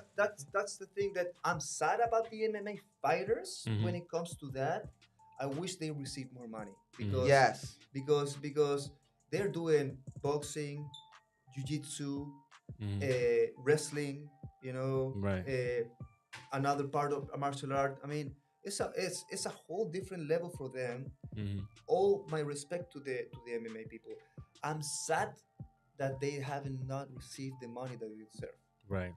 But I hate that they discriminate and sometimes talk bad to boxers. Right. You know, Mm-hmm. when they need us. Mm-hmm. MMA guys need the real good boxing. Mm-hmm. The best MMA fighters has good fundamentals in boxing. Mm-hmm. You know, because for example, I don't know if you understand Muay Thai, but Muay Thai they don't have footwork. Mm-hmm. They just stay here. Yeah, it's Mhm. all You know, that one block. exactly. Yeah. Mm-hmm. So an MMA fighter, if I am the coach and I know that the guys fight Muay Thai, I said we're gonna kill him. Mm-hmm. Why? Because we have the footwork, Right. Mm-hmm. you know, and we have the combinations different. Right. We have the speed and the combination. The Kaizen MMA team has become one of the most dangerous around here Okay. because the striking plus the wrestling that they have, and I mean they're all well grounded right now. They're dangerous. Mhm. Now they have more respect. MMA team here in Kaizen MMA, everybody's scared right now. Oh, okay. You know, so I like to see sometimes for the business Mm-hmm. Get the they money. fight each other. Mm-hmm. It's sad that they try to compare them Mm-hmm. because we shouldn't compare them. Right. It's a different sport. That's what I've been saying for You so should long. They're respect different. Mm-hmm. You know, that's the way I see it. Right. And you have to. I hope that people that jumping in, like all these YouTubers that jumping in, Mm-hmm. put respect on that. Mhm. Like, let's talk about Paul. Jake Paul. Oh, Jake Jake Paul. Paul Mm-hmm. and What I, Logan Paul. what I respect about this kid is that his last fight, what he received, half of that he paid the boxers. Yeah, bonus. Yep. He He put get on bonus. top of the purse. Mhm. Yep. You know, so I respect that a lot. Mm-hmm. And he was helping Serrano also. Mm-hmm. So Yeah, Amanda deserved that too. exactly. Yeah. So Mhm. so I'm gonna give my respect to that guy and sort of that because he's giving also a good exhibition. We're getting people are watching us more. Right. Mhm. Mm-hmm. You know. Mm-hmm. I mean that's what I feel Right. about it. Do you think Jake Paul has true skill? He has real I skill in think sport he of got boxing? good power, Okay. but not too much skill Okay. Yeah. yet. Right. I think it's an interesting experiment because you could see, okay, what if you take someone from zero, have them have the funds and the money and everything to train with the top guys Mhm. and see where you come out. I think that's the Jake Paul experiment. So I think Gotcha. that's the entertaining part. And really, he's not too far from you. I mean, he just started boxing, 5 years ago, something like that, maybe? Yeah, about 4 now. It's 4 So now. 4 years? Now that it's 23, I think it's 4 years. Right, right. So, I mean, I kind of see that, I'm not comparing you guys at all. I know your skill level's way, I'm just talking about as far as like starting. You know- I'll have his audience too. Yeah, you know. Can I have the same question? Go ahead. All right, let me get comfortable for this. Get the stress ball. All right. This is my thing. To the first part about, them, you saying that you want, having them, so sign a contract and all that stuff is good. I bet you do because you a fighter too. So you like, thing that mind boggles me, this just mind fucks me. I want to look dead in the camera for this. Miss K, give me my close up. How in the hell does Tank Davis get 107? I think it was 160 or 170K pay-per-view buys, but the Salt Poppy and KSI, all of them, they got 300K or something like that pay-per-view buy. Exactly. Damn. I'm gonna say it, boy. Damn. Like seriously, they are getting all of these huge pay-per-view buys. If you a fight, I never give a, you say you can hate it all you want, but guess what? If they call Coach Gustavo right now and say, man, he give you 4 rounds to fight Jake Paul, you gonna get $2 million. Coach Gustavo gonna say, I got one more in me. I got one more in me. You gonna be thinking of all the tough dudes you fought. Wait, I fought all them tough dudes. I went 6 with him, 8 with him, 10 with him. I gotta do 4 with Jake. Man, let me stretch out for this shit. So no matter what, you're gonna think that way as a fighter, rightfully so. But it kills me to see Tank, who I grew up with in the amateurs, who is a superstar right now. He's crossed that threshold from star to superstar. Mm-hmm. He already crossed that, but it really was been solidified now with each stadium he's selling them out, each arena he's selling it out. Yeah. He's breaking the record for that arena. Now he's doing flips and everything too. Yeah. And my thing is that how in the hell does this kid not get 170? How's he get only 170? Which is a lot in our game. That's a lot of buys in our game. And at $50 or $75 or sometimes $100 a pop, that's a lot. Know what I think it is? People want to see the fights. Yes. They want to see the fights. Yes. They want to see Tank and Ryan. They want to see Tank and Devin. These Salt Poppy and them, they like, fighting. Because it's like the after-school fight. It's like, it's like an after-school fight almost. They coming off TikTok and YouTube and Instagram. They got thousands, hundreds of thousands of followers. And they know each other. So, okay, that's the fight that we want to see. We know these guys, the after-school fight. So all of them followers is buying that fight. And boxing, we want to see the fights. Exactly. So we're not getting that fight. Hector Garcia, a lot of people, Hector Garcia, I'm not buying that. I want to see Ryan Garcia. Also, it's something out of the ordinary too. You watch, so I haven't seen Salt Poppy stuff, but you watch his stuff and you're like, oh, I've never seen him fight. Let's see how he'll do. So it's a little more like, I don't know what's gonna happen there. Right, and the guy can actually fight though. That combination. Yeah, like Salt Poppy, they like, man, that boy might need to turn pro. That was straight. Yeah, that was a good cross. Yeah, so they was watching. They was like, Salt need to turn pro. Like he actually looks like a seasoned amateur. Mm-hmm. Like he looks good. But my whole thing is, and when you talk about the respect thing. I noticed that there's a lot. I always respected every martial art, outside of mine, outside of ours, because what that 3 minutes can feel like. I've said this on many occasions. BINK has seen it. It's only a few fighters who I didn't like or I had a problem with. But guess what? It's never once to a point where, man, I don't like that guy and I don't want to see him do good because it's so dangerous of a sport. I could not like you, but I still want to see you get your money because you know what that 3 minutes can feel like. Mm-hmm. So I don't give a damn. I want to see you make your money. Mm-hmm. So for certain situations with the fight game, it's cool. I like, you get more people to look at everything. That's all well and fine. It just, at the same time, it especially, it hurts a little more with me because I know Tank where he came from. Mm-hmm. And it's like, you mean to tell me this kid, he doesn't get a certain amount of, it's the other ones, and it throws me off. Mm-hmm. So it's like, what's going to wind up happening is you're going to have these fighters on these, what's going to be the catch-22 to it though, is that you're going to have them as the co-mains and the TikTok guys are going to be the main event because it's already starting. It's already happening. Damn, yeah. Because, and just to get the sale and get the pay-per-view and everything. All right, you want to see this guy? All right, you want to see these TikTokers fight? Well, you got to have this person on the card. It's going to be boxers fight, then a TikTok fight. Boxers fight, then like a 6-fight card, but it's going to be boom, boom, boom. I didn't even think about that. If TikTokers headlined and there was a co-main that was like real good, real fighters, that would break my heart. Imagine like David Benavidez and Caleb Plant undercard co-main to Salt Poppy and. Oh, yeah. I mean, look at the Regis. It's already. Remember when Regis Prograis was on the undercard with the Jake Paul and Nate Robinson thing? Mm-hmm. Regis was the undercard. Regis was the co-main. Amanda was the co-main. Tommy Fury was co-main. All these different things. So it's kind of already taking place. I like it, don't get me wrong, but at the same time, you gotta appreciate the game more. Like, come on, man. Y'all, I'm glad, you know how Ali was when he first started. Remember he came out with the all white robe and the white shoes, and he did it because Gorgeous George said, back then, men didn't say that, man, I'm too pretty and all that stuff. You didn't say that back then.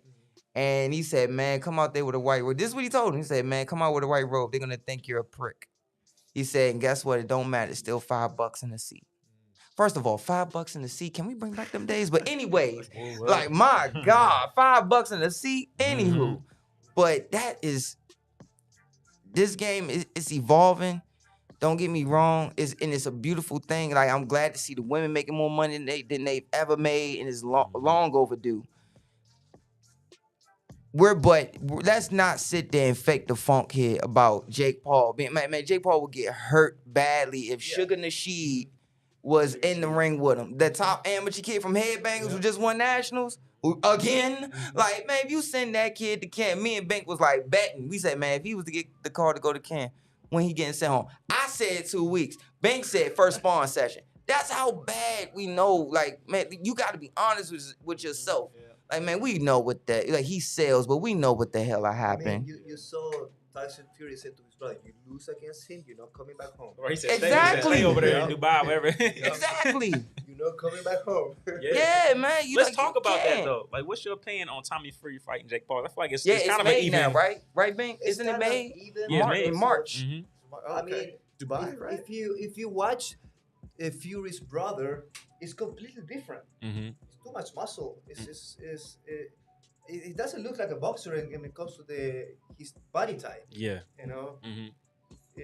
For me, that's the way I feel when I see him fighting. It's like... He's not as fluent as his brothers. Exactly. Oh, yeah. You know, so... Huey and Tommy. So Huey and Tyson. It could be an even match, but he should be the one who wins. Because he's supposed to be the pure boxer. Right. Just with his experience, just being with his family and seeing it, like, he should win. Like, he should. Yeah, if he doesn't, stay in Dubai. Yeah, Bruh, right. but my thing is, how far? Let's really ask this question. I want your opinion. I want everybody's opinion at this table. Is Tommy Fury really a fighter? Let's really unpack that sentence. Is he really a fighter? You talking about his lineage and where he comes from? He got the bloodline. We know that. He has the bloodline, but does he have it? You know what I'm saying? There's like some I don't think he has it. Dig deep. Right. Not just the dig deep part.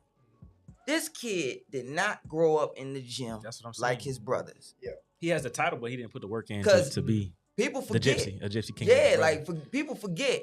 There's another brother that nobody talks about with Tyson Fury. You see the one with the curly hair, real fluffy curly hair that be beside. That motherfucker fight. He didn't turn pro. He was a bad boy. He could fight too. Then you got Huey. Huey could fight, but Huey didn't have enough pop, but he was very fluent too as well. Tommy comes in after the reality TV show. And he has nothing. He has nothing, you know, he at home mostly. He didn't have to run out in the cold. He didn't have to run on that dirt road. He didn't have to be in that gypsy van doing all that. He didn't have to do that shit. He didn't have to do all that. And he came back from making that money, and he had nothing else to do besides, you know, he did some of the modeling stuff and all that stuff, which he still should continue to do outside of things. Like you say, he did. I did, you know, I was signed to Linda Townsend Management. I did a lot of acting and all that other stuff. You know, so I know, you know, and it's a good way to stay, especially with where you're going and your charisma. Side note, that as you could, quiet as it's kept, you keep doing what you're doing. In between fights, you get to the top 15 and you're not fighting every month anymore, every 3 months. Now you're fighting every 4 or 6 months or whatever. In between that time, you could stay in shape on set, and they calling you to be like Victor Ortiz. After you fight, you go on the expendable set. Yeah. You could definitely do that. You know, but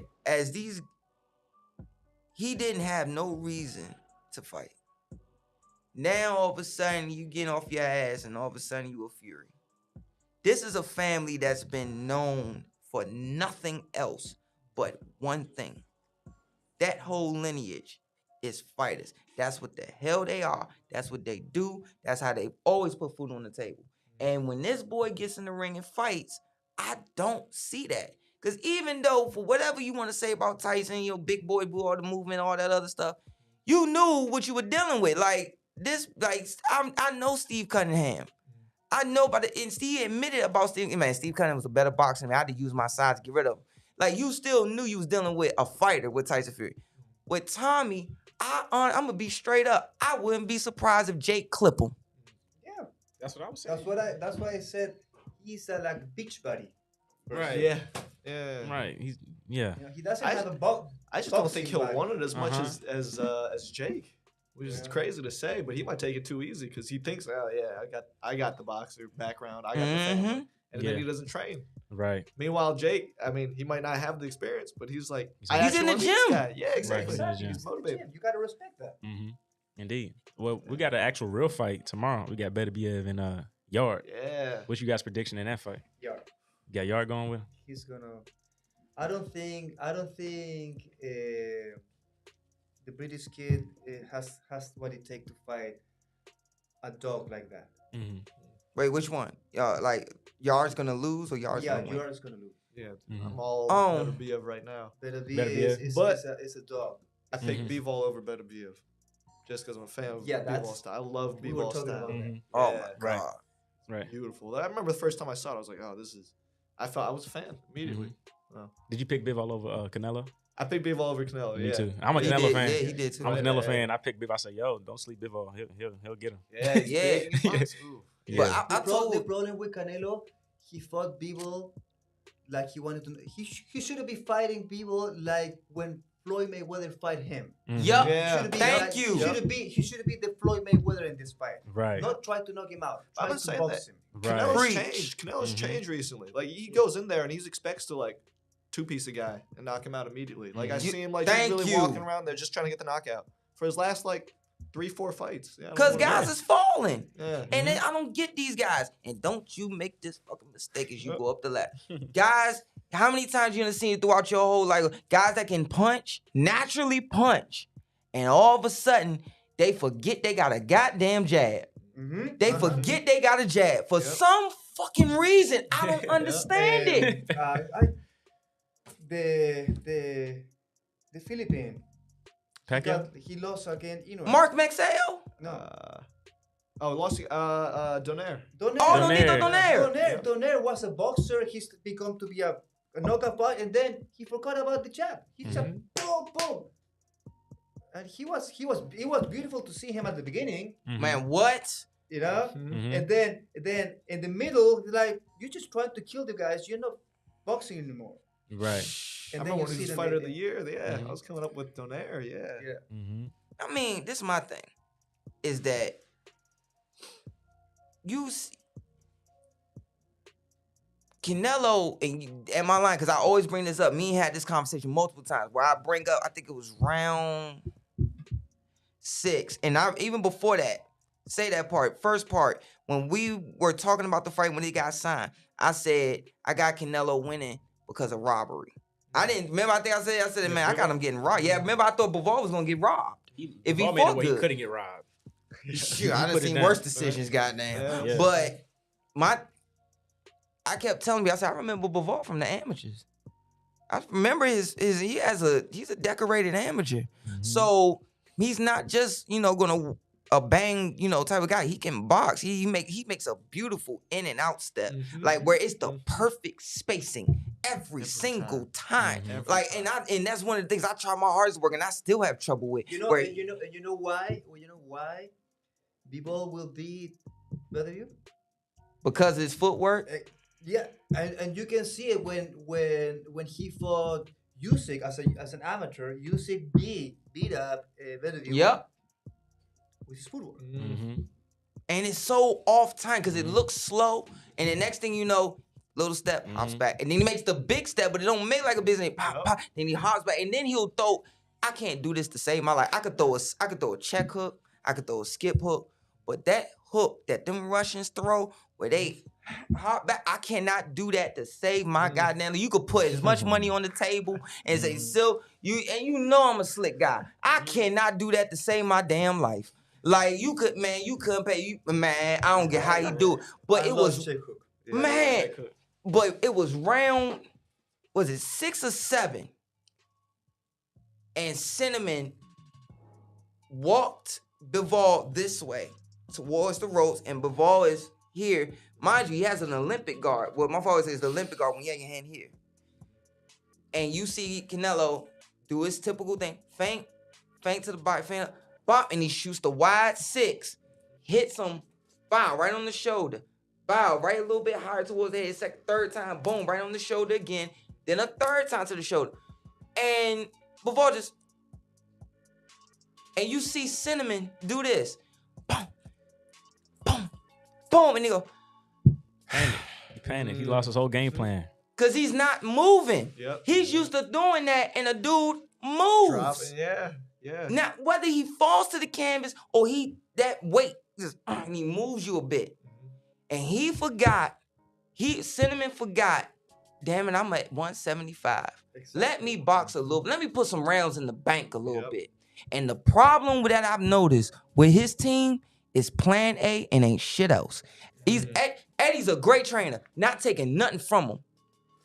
But I've been in situations, I'm pretty sure, whether it's spawn session, you two go show you got a long career, where you got the plan A, but something is not going right, and it's like, okay, this is what we need to do. Look, the jab is there, but we need you to sit there and do this and add this because he's looking for this, he's looking for that or whatever. And you got to switch it up. When plan A don't work, we going to plan A.2 is what Eddie be doing. Eddie, and they didn't make the adjustments. That whole fight, he fought the exact same way. He just walked forward, just trying to land bombs, and then you could see him get frustrated when he's on the ropes, Yes! dropping his hands. Defense looks nice, but you got to make him pay. You got to throw something back. Right, he got comfortable with that style against who's the guy he fought? Billy Joe. And Billy Joe. He fought Yildirim and a couple other guys after that. He got comfortable. Guys, like you said, guys was moving. And on top of that, he had control of the distance in that fight. All of them fights you just mentioned, he controlled everything from round 1 to when the fight was over. Even though Billy Joe was doing good work, he was still in control. Cinnamon was still in control. I would say the last fight that Canelo boxed, not because we saw a lot of knockouts, but the last fight I saw him box was against, you name it, before he switched softballs and lefty. Billy Joe? No. He got cancer and Danny Jacobs. Yes. Danny Jacobs. That was beautiful performance. Yeah. Lord, That was the best good. last fight of Canelo, in my opinion. I agree. I agree. Because he was moving around. He didn't knock him out. But he worked every skill set. But he looked amazing. Every skill set. Matter of fact, I want to ask you this, Coach. I want to ask all y'all to say, me and him had this conversation, but also jump in and say the same thing you said last time and add on to it. Canelo, when he come out there, because he know when stuff like this happen, you see how he sit back, he like, nah, I'm going to let Silk go. I'm going to let him go. Because this shit pissed me off.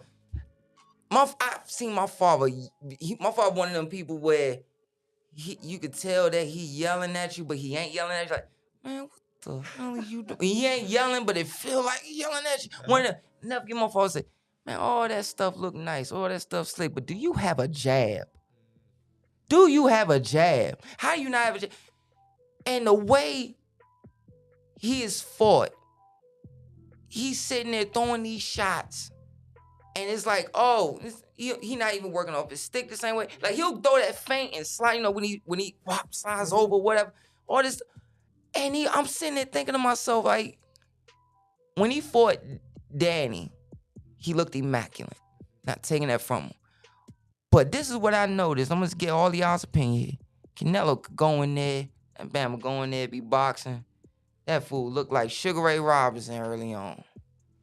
But if you got a decent, respectable jab and a little bit of footwork, Canelo will look like a dude on a country back road, lost and don't know where to go, going to the nearest gas station asking for directions. I agree. I mean, what I feel that Canelo has a good stiff jab, but that's it. Yeah, that's it.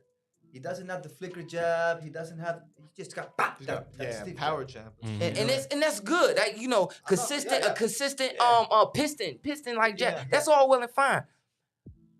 Me personally, how I was taught, man, especially because I was fast enough to get away with it, man, yeah, you know, you might come out and like You might sit there, feint the guy, walk off on him, then shoot a fast one. Then you might change the speed on it. Then now that 3-1 just to keep the distance, just to see, and to give him something to look at, and be able to make him go, keep him where the hell he is, stay there. Then all of a sudden, soon, all right, now he's starting to set up. Okay, so shoot the shotgun jab, like put that back foot into it. Then as you get comfortable, especially you going into round 4, especially in sparring where you really need to work on. You working with multiple guys that's coming in fresh. Yeah. Then you start, all right, wow, shoot it from here. Wow, shoot it from, because the jab can be shot at any angle. It ain't always got to be it. You can sit there, pull your head here, shoot it up. You can sit there and what we call what guys that know how, Tony Tubbs, Tim Witherspoon, what it's like a pimp jab, like a backhand, like you just pimp jab, like smack it up, then you turn it over. Boom, and Canelo has the strength to do it, and he won't do it. The most jab he'll do when he throw, he'll do this. But everything else, and that's fine. Charlo's the same way, where everything is consistently from here. But even if you got the piston jab, why aren't you at least changing the speed on it? He got complacent with what he was doing with the victories. His last 5 victories, he got very complacent. Yeah, he didn't need to do it. You can see it. He's just like, if I hit them, they're gonna go down, and he just fell in love with that. Right. Maybe some feints, what I'm used to, but if I just hit them like twice, they'll go down. Right. Until he fights a bigger guy like Bivol, and that flies out the window. Speaking of complacency, how do y'all feel about? I want to get you guys first. How did y'all feel about? Hold on. How did y'all feel about BINK Jr. getting knocked out by Lincoln Smith? Oh, I knew that was coming. I knew he was about to go there. Let's get into this. I feel that I was watching it twice, and I'm like, why are you fighting like Roy Jones? Thank you, Coach. Bring it for real thing, Coach. Thank you. You don't know Roy Jones, right? Why you fighting like Roy Jones? I didn't know Roy Jones was his trainer, and I seen Roy Jones come out the corner. I said, "Oh, that's why. That's why." I'm all right. Go ahead, Jeff. I want to go last. Nah, just like that. I mean, I was impressed with Liam Smith. He was eating big ass uppercuts. Just one shot though. One shot. Boom. And you're on the floor. So yeah, no, big up to Liam Smith. Wow, man. We still got to go back to the Anthony Yard thing. Let's keep that on checkpoint. All right. He has a relationship with Roy. He's had a relationship with Roy since he turned pro early. He would come to the States and work with Roy off and on. I hate when I see fight. Oh, he's athletic. In my opinion, Chris Eubank is not athletic. He's more stiff than people give him credit. He's pretty stiff. I'm sorry. He ain't athletic enough to be Roy. No. That's where I'm getting at. Yeah. He's not that athletic to me. He's never been that athletic. He's been kind of stiff to me. Or like he's not super duper uncoordinated, but he's a bit stiff. And those sometimes are the scary guys, because when they hit you, you know about it, because they have no full control over their shots. So he came out there, not a soul there, including myself, thought the outcome was gonna be what the hell it was. And I love the Smith family. I love that whole family. Them motherfuckers can fight. Like, you know what one of my favorite fights from Beefy is? It was one of his losses when he fought Jaime Munguia. When he fought Jamie, he was giving Jamie the blues, man. Because Beefy got this thing, man, and the best way I could describe it is when you slip punches. I always was defensive and taught to be defensive, because you can't. You see guys later on in their career, later on in their life, they not as functional sometimes, so slipping punches. And I was always taught, don't slip the punch when it's this far away.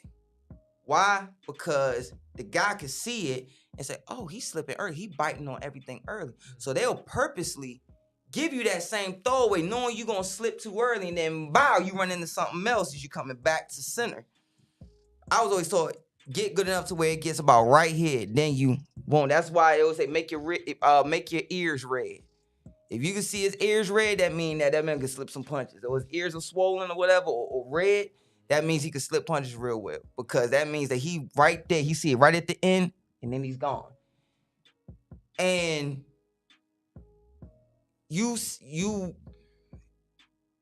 Beefy does this thing where, and the best way to describe it is, when you slip punches, sometimes you could go too far out. Like, one of my problems is that I slip and I'll put my leg out and I'll go too far out. And I remember a coach said, you're not supposed to get away with that, right?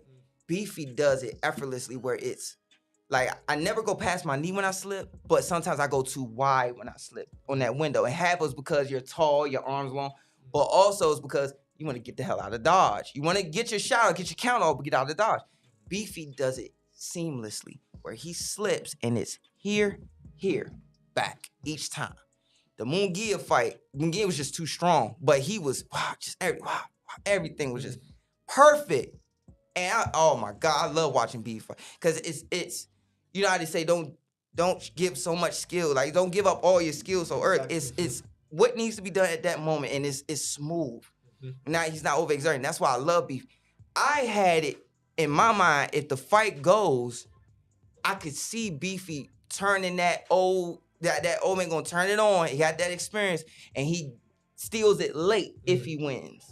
Steals it late. Like he gets from round 7 through 12, he picks it up. He starts to really starts working. Yeah, especially going to the body the whole time. Yeah, how he works. I already knew Chris Eubanks probably gonna bank the early rounds easy. But I could see this fight being like the George Groves fight. Remember when Chris Eubanks lost to George Groves? It was very similar to this. Chris Eubanks is from here. He don't have the fluency to get away with his hand here all the first thing 3 I said, I minutes. said, what is he doing? All 3 minutes. Like, of course, sometimes, especially as a professional, you may put your hand out a little bit, feint him, see what the guy bite. Oh, yeah, I got my hand there. Get him to look at drop off the brick, or rock, shoot the uppercut. Oh, yeah, I got you. Pop, boom, boom, whatever. Get away. But he doesn't, you have to have a certain amount of gift. There's some fluidity there, yeah, too. Like, he's got great shots from very certain positions. He's got good uppercuts from like 2 shots. Beautiful uppercuts.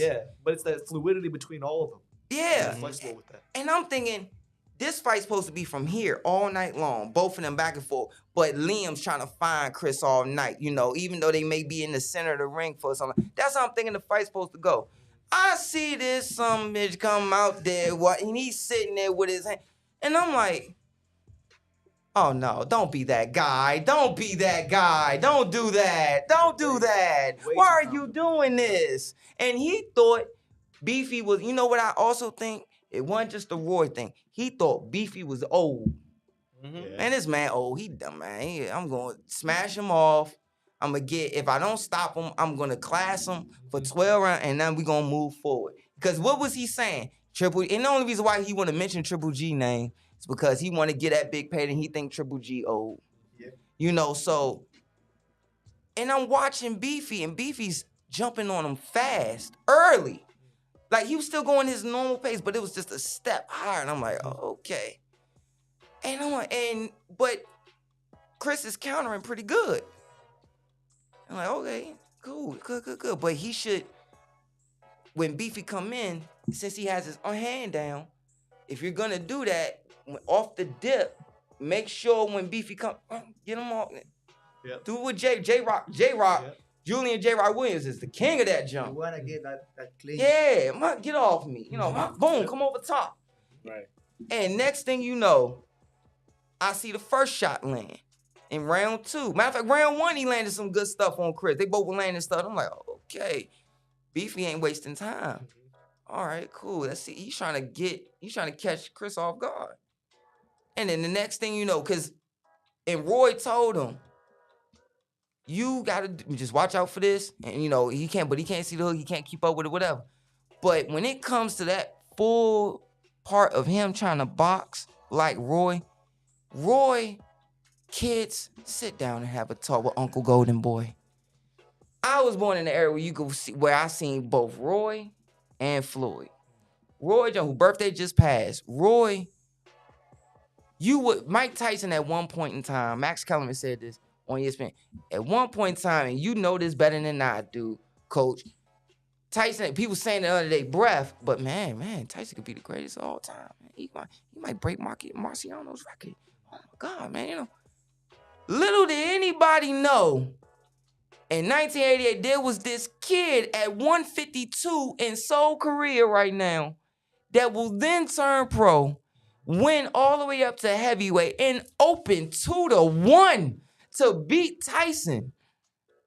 And you said that's how special what Roy had. He was one of them guys. His fights were an execution. They wasn't fights. He was it was a blood. I heard Jim Lampley say one of his fights, he fought Richard Hall, who was a damn good fighter. This is a bloodletting. Stop the fucking fight. He cursed on HBO. Said, stop this fight. This is a bloodletting. This man was God gifted. And he was so God gifted that, remember back then in the gyms, you know how people are trying to do the Philly shell now? Back then, people used to watch Roy and go in the gym and say, I Roy, trying to do the lead right hand, trying to do the triple hook, and I Royed you. That's how good Roy was. You can't do every fight. Like, it's certain things you do that I admire that I can't do. And I'm comfortable with myself as a man and as a fighter and a lover as a student of the game to say that to another fighter. And I'm okay with that. It's something things that Roy did. Hell, you can't even say some things. All of this shit that Roy did, you can't do. He got away with it because he was so gifted. Yeah, you can barely see his hands half his fight. Man, he was so gifted that when he would sit there and work, you knew when you were watching it. When he gets old, it's gonna go crashing down because he was so good that you knew everything was fast, everything was gifted for him.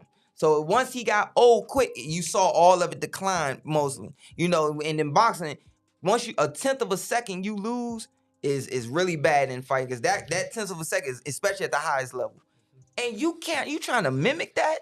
You trying to mimic that? But that's why, in my opinion, why I respect, for example, the transition of Floyd when he was a Pretty boy from a money.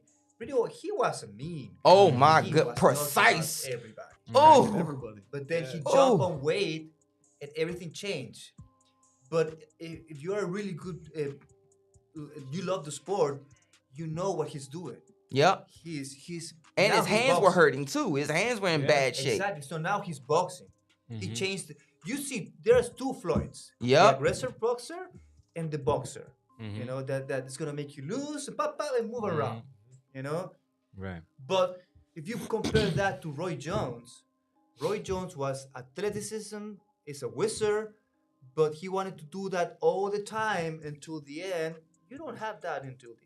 Exactly. Sorry. That's Never why changed. Bernard stayed as long as when you Yeah. get old, Never that's when changed. you learn Yep. how well was you taught how to fight. Those skills and Exactly. fundamentals, that's when it comes out. Uh-huh. Athleticism leaves, we gotta see who's got the I skills. tell my football kids that all the time, man. Yeah. Your fundamentals and your training will beat skill every day of the week. Yeah. There's a guy out there that can run a 4.4 naturally, but you're training every day, you'll beat that guy eventually.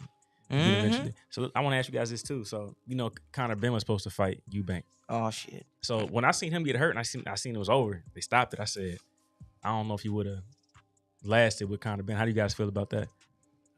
That's a good question. Yeah. But the weight, remember, we still got to take into Well, yeah, account, y'all. right. The weight, because what if the weight would have slowed down Conor? Connor was moving up, right? Yeah, they had to do a catch weight or whatever, and he's making But- Conor go up. But he was going down. I think that Conor Ben, I mean, if he's supposed to be clean with the problem, Right, that without he all the has, nonsense. Oh he- yeah. he will continue being a dangerous guy because he has good pop, good speed. Mhm. He's a dangerous. Right. I also think Eubank was more motivated for that fight. than Right. Liam Smith fight. Liam Mhm. Smith fight was like, consolidation for that previous fight Mhm. that fell out. So Mhm. yeah, Mhm. I feel like it would have had the edge. Okay, I got another one for you guys. How do you guys feel about Charlo? Charlo's not fighting anymore. Tim Tszyu and Harrison. Tony Harrison fighting now. Ooh, Tony. Yeah, they just got announced, didn't it? Yeah. I'm a big Zoo fan. I was looking for his dad, but then I've been watching him now coming up too. No. Yeah. So Tell the truth. 'Cause he ain't his daddy. no, he ain't. He ain't his He daddy. ain't. No, he's not. He ain't. But I'm a fan. I'm gonna go with my heart. I would go with Tim Tszyu. Okay. I want to, but I'm going. Thank you. Tony Harrison. We on me now. Let's do this. I know a good opponent that his father fought. The great, Mr. Sean Bay. Sean Bay was something. Oh my God. I mean, this just so you know who Kostya Tszyu beat. Talking about Sean Bay did this to a guy one time. Dude do stuff. Maybe saw And like he's here, just rocking it off, and slid. Never moved his feet, just moving his waist. Shock up, shot the uppercut. The dude falls on his butt and just let himself be counted out.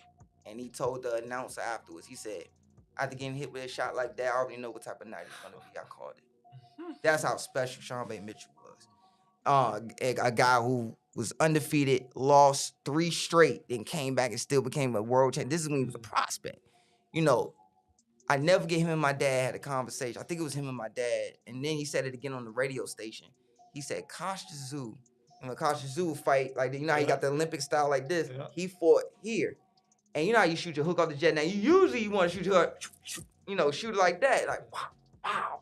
Or you might go, wow, boom. And, you know, if you got to get behind the glove or whatever, come up, boom, boom. He said, man, Dom, man, this man would shoot the hook off the jet. He do this. And just turns it from the, it just turns. And he said, man, ain't gonna hit me with that. And so it ain't got nothing on it. Sean Bay said, man, when he hit me with that hook off the jet, it was like a pole hitting like a bat. He was like, boom. I said, what the hell was that? That's who Kostya Tszyu was.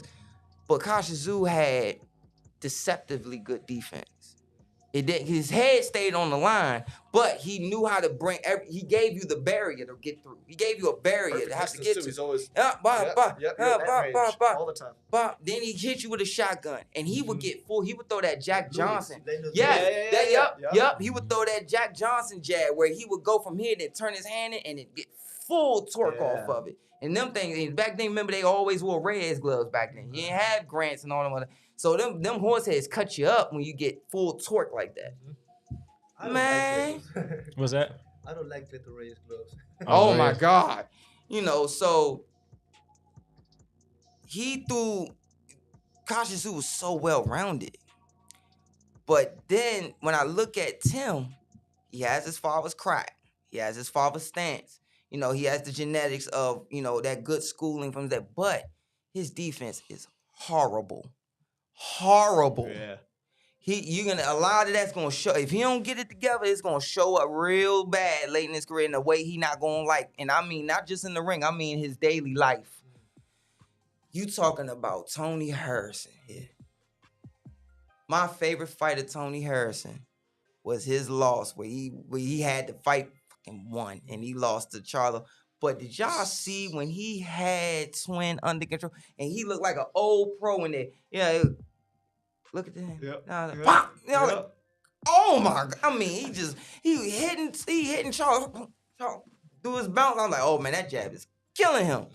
Man, if Tony could take that shot and get comfortable and maintain his mental anxiety and don't let his mental fatigue control his physical fatigue. Was that his last fight, Charlo?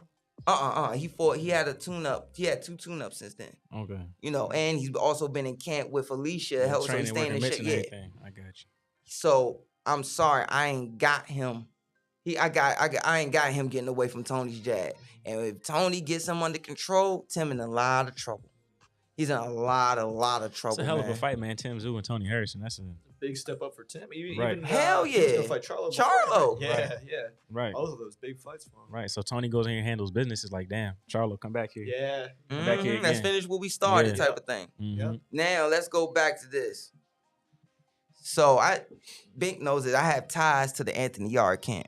You know, I have, with Spencer Friend, hey, Mr. Spirit, hey, Mr. Tunde, his coach, Tunde Ajayi. I've watched Anthony Yard since I remember seeing his last amateur fight, like getting clips of it, and then he turned pro. He has a gift for his combinations, he has good vision.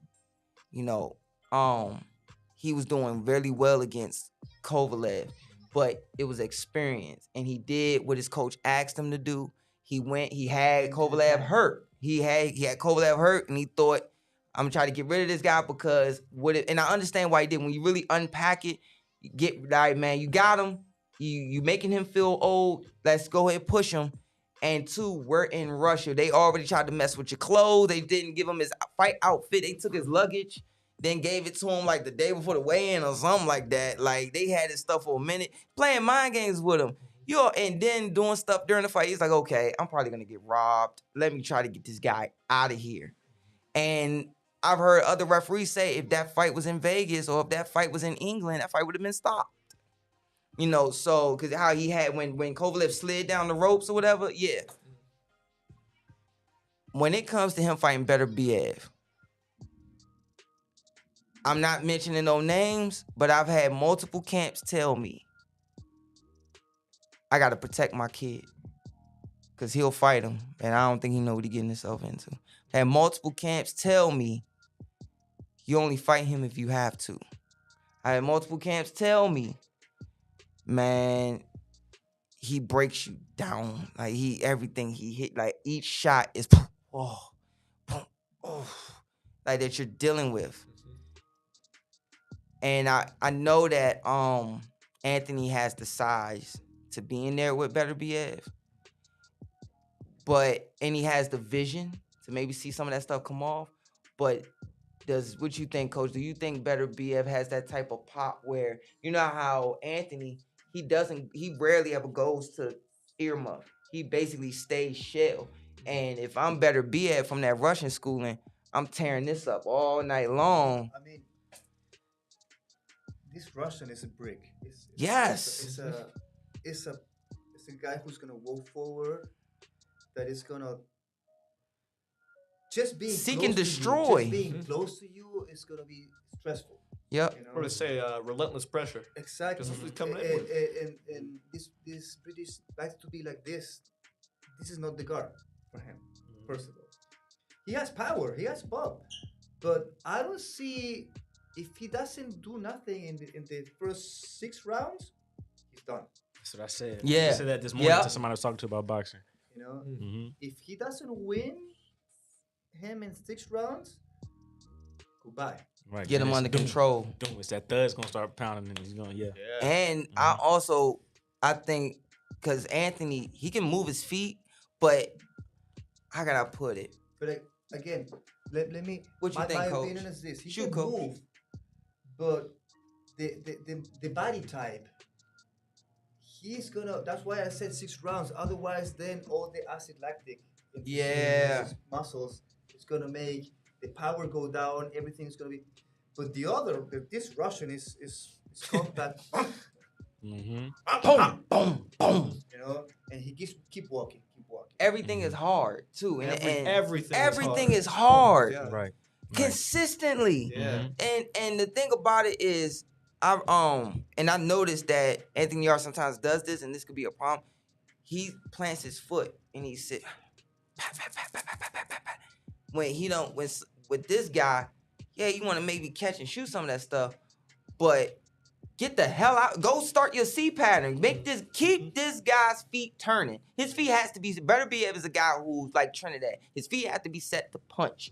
And you have to keep them turning because everything he throws can take something out of you. Beterbiev remind me of, you got all the fighters in your team that, this guy looks like this. Look at Beterbiev looks like Tabish. Yeah. Yeah. We got one of my guys who's gonna turn pro. Right, he's a beast. He's Afghan. He's a destroyer.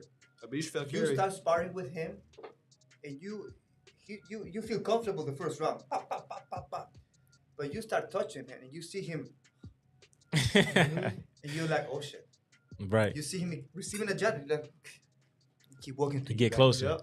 Yep. You see that little thing. He's like, oh, okay. One of those guys where if you hit him with your hardest shot, nothing moves. Turns into a horror movie. He just keeps coming. He's just a golem right there. Right. Right. Stone. Right. That's my thing too with Beterbiev though, is that he's been put on the canvas though.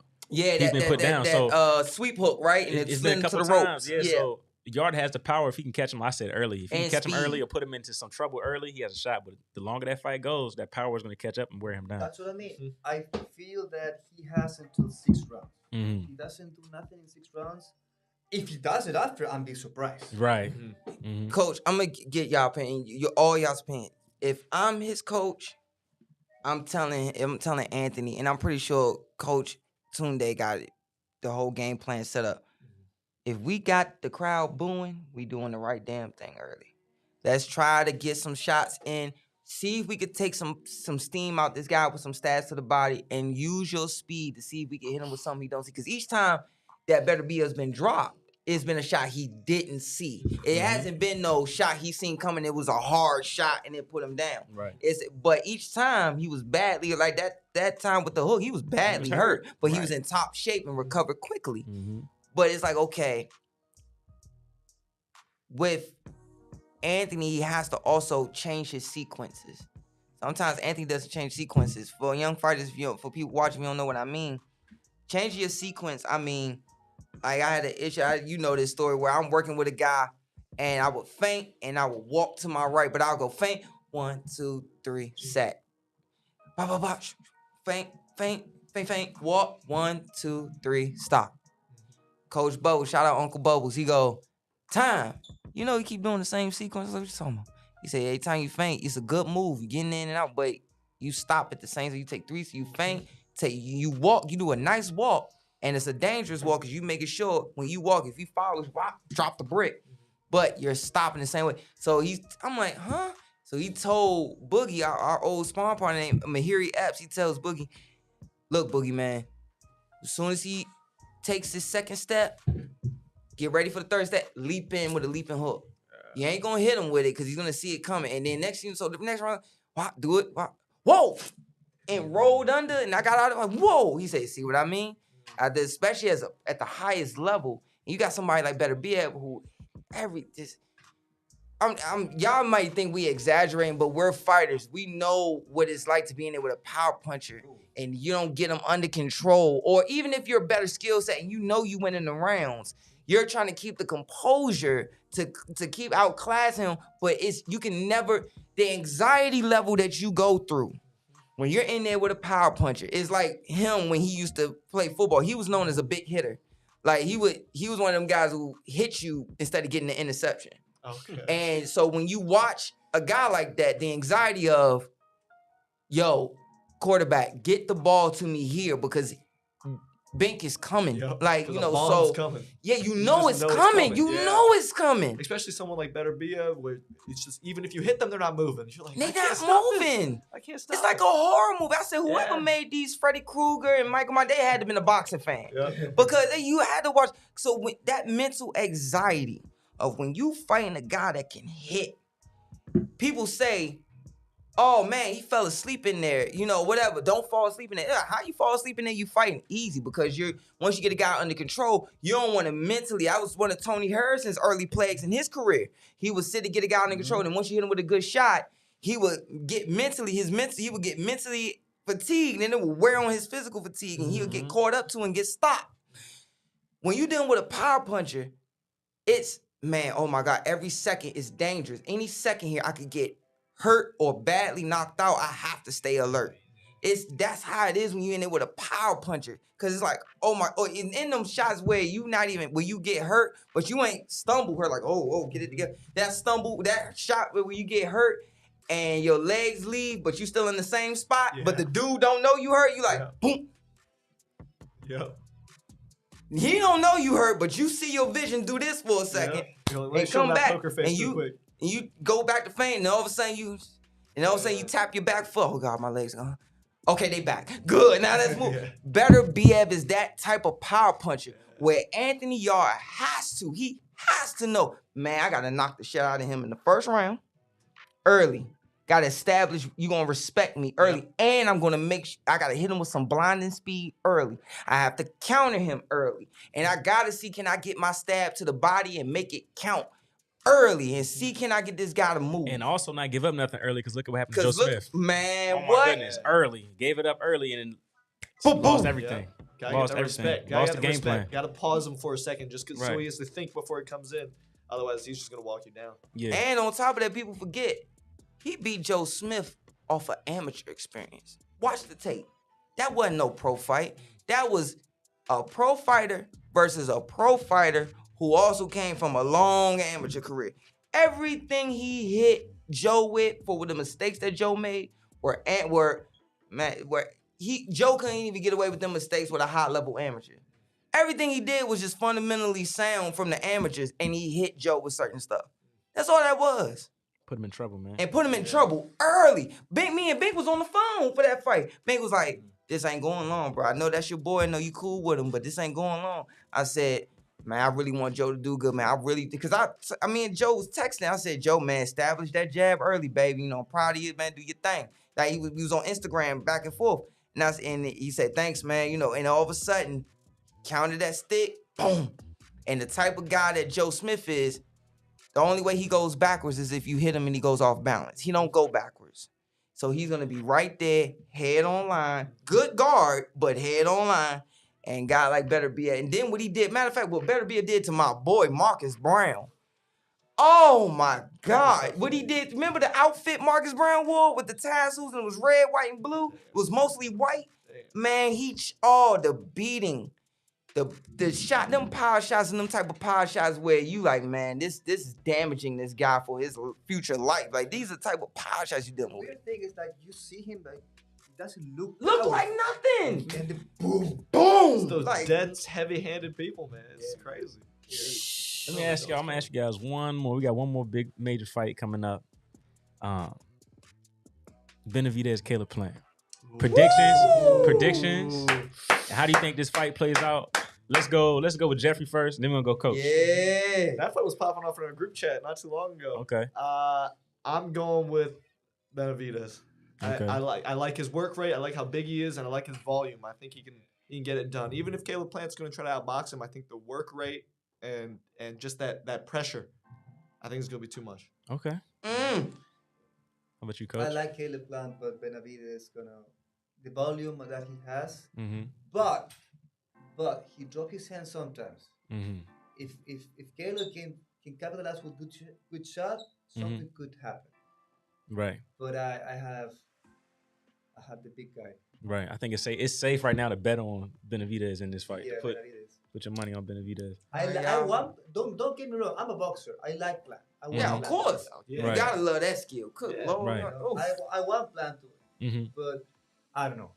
I feel like, have we ever really seen David hurt or touch the canvas? Besides Ronald Gabriel. Right. The dude Right. with the He money went down? team. He went down? Yeah, he Okay. dropped that. Right. He dropped that. Go So- watch that first fight. Yeah, he did. Drop Right, that. so- Well, yeah, it was a good fight. I'm looking at that.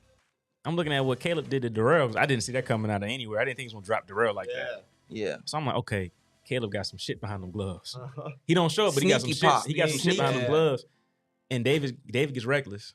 His hands drop. And if Caleb can sneak that shot in there, he could possibly put David in a bad position to shock the world, because nobody's expecting that to happen. It's not a safe bet, but I think I might go against y'all and say, Caleb, Okay. I might rock against you guys. Don't get me wrong. I want Caleb to win. Yeah, Yeah. I think the other one's gonna The skill Right. set, pure boxer skill. Yeah. He's like, man, Right. I'm rooting for it. I got you. All right. Hey, Caleb, I got you, baby. I see everybody turning their head at me like, all right, so get it. What you got? All right. I've talked about this in other interviews and on here, but now I got you guys, and y'all have been, I want to say this before I forget, y'all have been one of the best guests we've had, like engaging guests that we have had. Like I haven't even showed this much emotion in a while on this table. Like, you know, so Caleb is slick, smooth. He's slicker. He is slick as ice water. The boy is Vaseline on a doorknob. Yeah, you remember I used to put that prank on your friends as a kid. They can't turn the doorknob or that. Yeah. He has sneaky pop.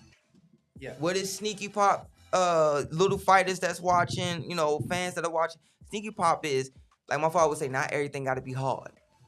You can rock a guy to sleep if you want to. Rock him to sleep, pop, pop, pop. And all of a sudden, wop, boom, boom, you know, or you might go, wop, wop, wop, boom, boom. You know, 5-punch combination, first 3 fast, last 2 hard. Yep. You know, and Caleb is that. He's very smooth, great vision, good foot placement, knows where he is at all times in the ring, knows how to get out, knows what real estate he could get. All right, I could slide this way. Get good at giving double moves. You walk him to the corner, and he'll give his feet, pop, pop, pop, pop, and then go this way. Giving you 2 more, like, all right, he's gonna cut this way, so I'm gonna try to throw a leaping hook. No, oh, nope, all right, now he's gone. And not only is he gone, but you might get the timing and throw it, and all. He's going past. Beautiful. Gift. He has to establish. Oh, Miss K, can you do the music again? It's like you could sit there, he could sit there and really make it hard for you. He could really make it difficult for you. David, though, can break you down. It's not better BF pop, but it's the volume and it's break you down pop. Yeah. It breaks you down. When he I would throws, say this is Jeffrey's value. Yeah. Yeah. He break down. But in a big guy, which is big guy. and when he works with you, he's always walking. But his problems is he throws out punches, but sometimes he'll square off as he's walking to you. And when he throws his shot, sometimes it's a little wide. And you know, in the pro game, at that high of a level, you shouldn't have it that much wide because something could come in between, shoot you a hook in between, and things like that. Yeah. Damon broke that down perfectly. Mm-hmm. Damon Nicholson broke that down. Shout out Damon Nicholson. And the best at it, you know. So David is beautiful to watch. He breaks it. He knows how to cut the ring off very well. Kind of reminds me of George Foreman a little bit. Sometimes how he cuts the ring off, how he steps his foot over it and everything. He can really do a lot of damage to you, and especially if you're not in shape. Caleb Plant always stays in shape. That's a beautiful thing. But Miss K, Lord have mercy. Like can you put the music on? Like you can sit there and really, you're taking a chance when you fight David at getting them shots, but you have to really be careful because of how he brings that power. He could really, and then on top of that, if you're not on that work rate and you can't get away, it's null and void. Now with Caleb, if I'm Caleb, I'm telling him, man, I got to stab to the body early, try to really make this guy miss, and I got to establish, because something tells me David can't take a body shot. I don't know what it is, but something tells me this guy probably can't take a good body shot. And I'm thinking, if I'm Caleb, he has to treat this fight like he's Floyd and David is Diego Corrales. Ooh. He has to treat it that way. Because remember that fight? Corrales was knocking. Remember he knocked out Angel Man Freddy? Yeah. And he was already knocking everybody out. But when he did that to Angel Man Freddy, who was dangerous at that time, it was like, oh, the power is real. Yep. Like, you know, and everybody thought Floyd was going to get knocked out. And he boxed a clinic. And stab the body. Stab the body. Thank you. Caleb has to do that and do it early and sit on some shit to make this guy respect you early, because you already know he coming forward. And if I don't know how big this ring is going to be, but I hope Caleb negotiated that ring to be at least 18 or 20 feet. Maybe not. Hopefully, I'm pretty sure David ain't going to give him no 20. He ain't going to give him no 20. Yeah. He ain't letting that slide. And he probably, knowing Dave, he's going to make sure them ropes is tight. So he can't rock and like he do it rock. And stay right there. Let me just hit you. Yep, I'm pretty sure. Now, with Caleb, he has to understand, though, it's going to come a point now where if you outboxing this kid, some judges don't like it. So at a certain point, you got to stand there and fight. Some of them, you could be winning around hands that make this guy look stupid. But the judges may say, yeah, you always got that one, man. He running on that. Because at one point in time, they're going to want to see you stand your foot right there and make him look stupid. Like your foot planted right there. And then make him look stupid and shoot shots. Mm-hmm. And if he doesn't, he could wind up really getting walked down and getting overwhelmed. Because Caleb's always had guys under control when he's in there. Mm-hmm. But this is different because nobody's had David's punch output. Yeah. You got to really make David do this. You know how he comes, he walk, and he'll have his hand up and he'll go, pop, pop, pop, pop, pop, pop, pop, whatever. Mm-hmm. Make David have to pop, pop, pop. And then like give him that double move, like I said earlier. Mm-hmm. Make him have to, oh crap, now I gotta follow him and walk. Exactly. That's what I'm banking on. I'm banking on Caleb Plant being the more skillful boxer, the more skillful fighter, and making David think, making him frustrated. Being slick, using angles. Otherwise, it's just a wall coming forward. Right. Yeah, I get the other side of that. And I feel like he learned from Canelo, taking that loss. I feel like Caleb's kind of cerebral guy that'll learn from that and be like, okay, shit, this is what I got to do. Yeah. Do you know how he got knocked out in that fight? Do you know how, like how it was set up? Do you guys? I'm pretty sure you know, Coach. What? But how do y'all like know how he lost to Canelo? Do y'all know like how it got set up that way? How he ran into that hook?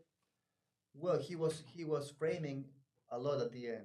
You're talking about Canelo when he started framing him and then got him with Mhm. those. Yeah, caught him with that hook and stopped him. I thought Canelo was looking for that hook for a couple rounds. I thought he He was was. setting it up for a while. Yeah. He was. But what I noticed, you could see Canelo's maturation process in that fight. From the Floyd fight to then. Because Caleb does the Philly shell beautifully. And in them early rounds, it was catch, boom, catch, uppercut, catch, brick, hook. Same sequence over and over again.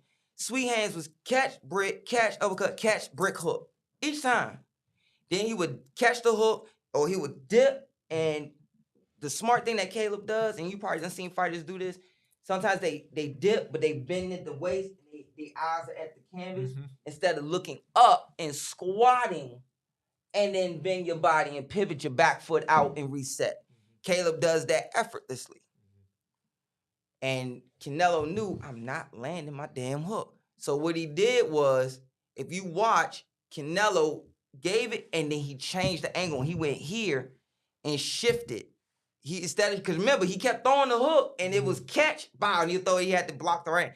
Then he started putting his hand here and holding Caleb's hand. Framing, Holding, yeah. friend, stay there, motherfucker, stop moving. Like, so he's, and then making Caleb have to, even though some of the shots still wasn't landing flush, I'm still hitting you here. Same thing we were just talking about with better beat up in yard. Still hitting him here. And thing is though, if you watch that replay in slow motion, Caleb saw the hook coming. But he didn't know, he thought it was gonna be the same hook again. Gonna come anywhere between here and here. And my hand is already right here. And if you watch, when he threw it, Caleb dipped. And when he's thinking, all right, I'm about to do what I've been doing. Dip, and I'm about to get out. I'm not, because previously before he had already caught it. So he's like, all right, this time I'm not gonna catch it. I'm gonna dip and get out. He didn't expect Canelo, instead of throwing it, he went, and then he came up from here and he shoveled it. And then as he's going down, he goes, boom, dip. Yep. And that was the shot. That was beautiful. Yeah. But a guy like Caleb, okay. You, David, you're a good fighter, but you're not as good of a boxer as Canelo. Yeah. You ain't catching me with that shit. Yeah, you won't be setting it up like that. It's just going to be simple volume I got to deal with. I just got to be in shape. That's going to be the telltale. Indeed. Caleb known to be in shape, man. Caleb known to be in shape. So it's a great show, man. I definitely appreciate you guys coming on, man. I want to give you one more chance to give a shout out for your fight coming up February 18th at the Live Casino and Hotel in Hanover, Maryland. Go ahead. Yes, sir. February 18th, come see The Fly, Hanover, Maryland Live Casino. It's bombs away, baby. It's knockout night. So we'll see who goes to sleep first. Ain't gonna be me. Indeed. How about you, Coach? Anything you'd like to say before we finish up? Anything you'd like to say before we finish up the show today? I want to say thank you for all of you. I mean, for bringing us. It was thank you, Coach. Pleasure. It was a pleasure to be here, and we're excited for this fight. Very, very excited for this fight because it's a bomb. Like I said, bombs away. This guy is coming for the knockout, and we're gonna be ready for that. And we're gonna bring the Jeffrey that people don't see. Yes, sir. Yes, sir. Sharp, precision punching, getting out of the way. Enjoy the show. Right. Everything. Are tickets still available? Can we still buy tickets? Tickets are still available. You can contact Coach Stastavo Barely. or myself. Barely. They're running low. So I'm not saying wait. I'm saying you got to get them right now. Okay. But tickets are available. Let us know. Contact us on IG. JCY The Fly on IG. Come show out. It's going to be a great show. Indeed. Bombs away, baby. Bombs away. Hey, and I got to thank y'all, too. Brought some little extras for you guys. Word. Got some awesome. for you guys. Hell yeah. I put this on my phone, bro. Right on. And then also these shirts, they're smalls. But I'm with it. Give me one. Sure. I got my fly shirt. Indeed. Indeed. I appreciate it, man. Hell yeah, man. Thank you, Coach. Hey, man, once again, I want to say it's a pleasure, man. You too, Coach.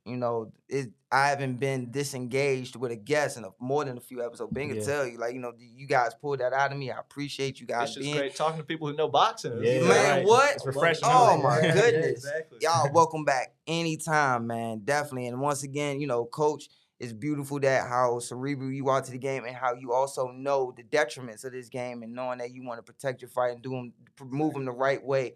Is not enough teachers in the fight game like you anymore. Thank you.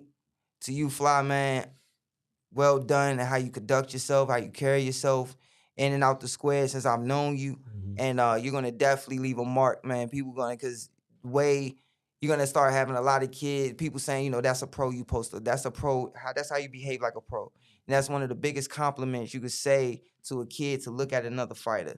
You know, and you're definitely being that and becoming more of that as you go along, man. I'm proud to say I know you, brother. I appreciate it, man. It's a wild ride, so you know, I'm just here for experience and let everyone else know this is how you do it. This is how you be a good person. And to you, Bink, love you, bro. Indeed, man. We did it again. No, Another yeah, great my episode, man to the end, brother. You know, for sure, you know, man. definitely. Shout out to Tighten Up Barbershop. Shout out to Charm by Shay.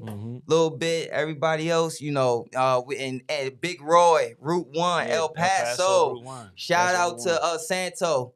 Go do your thing. Te quiero mucho, mano. You know, do your thing, baby. You know, proud of you, man. Yes, Mantequilla, big butter, shake out, baby. Yes, you know, and thanks for everybody supporting us and everything. Go to all the fighters that's getting ready for a haircut. Go by Tighten Up Barbershop.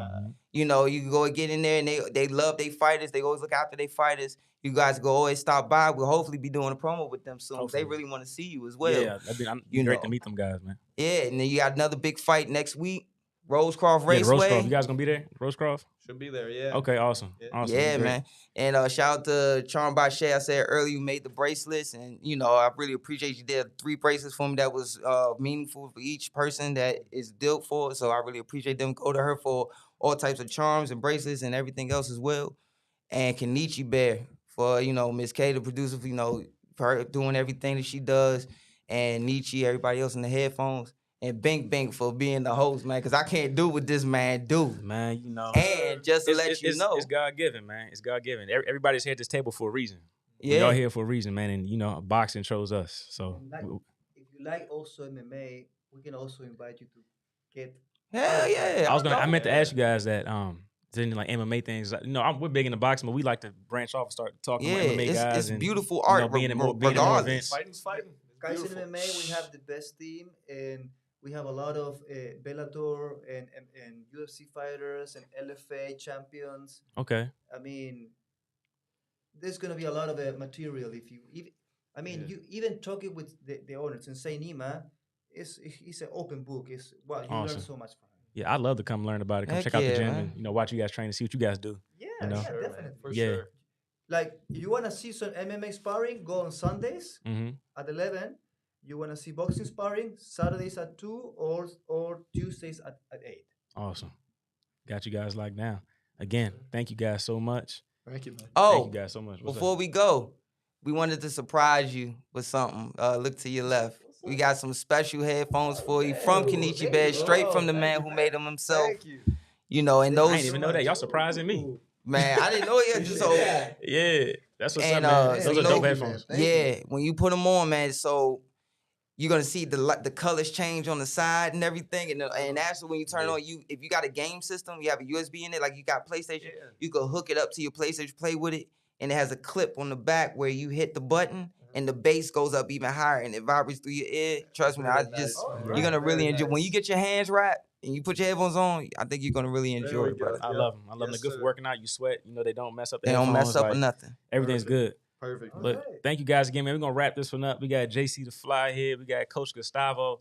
I love you guys' relationship. I love what you guys are doing in boxing. I really appreciate you guys coming. And we to got the show. the legend Bink. Yes, hey, come on, man. We got Lil Bink over there too. Yeah, nephew. Got Lil Bink over there. So if you guys like what you saw here today, you guys can follow us on Instagram at Slip Encounter. You can check us out on Twitter, TikTok, YouTube especially. Thank you guys for tapping into the chat today and showing us love. Thank you to all our sponsors. Thank you to these guys again. Thank you to my man GOLDENBOY. And we're going to wrap this up and see you guys next Friday.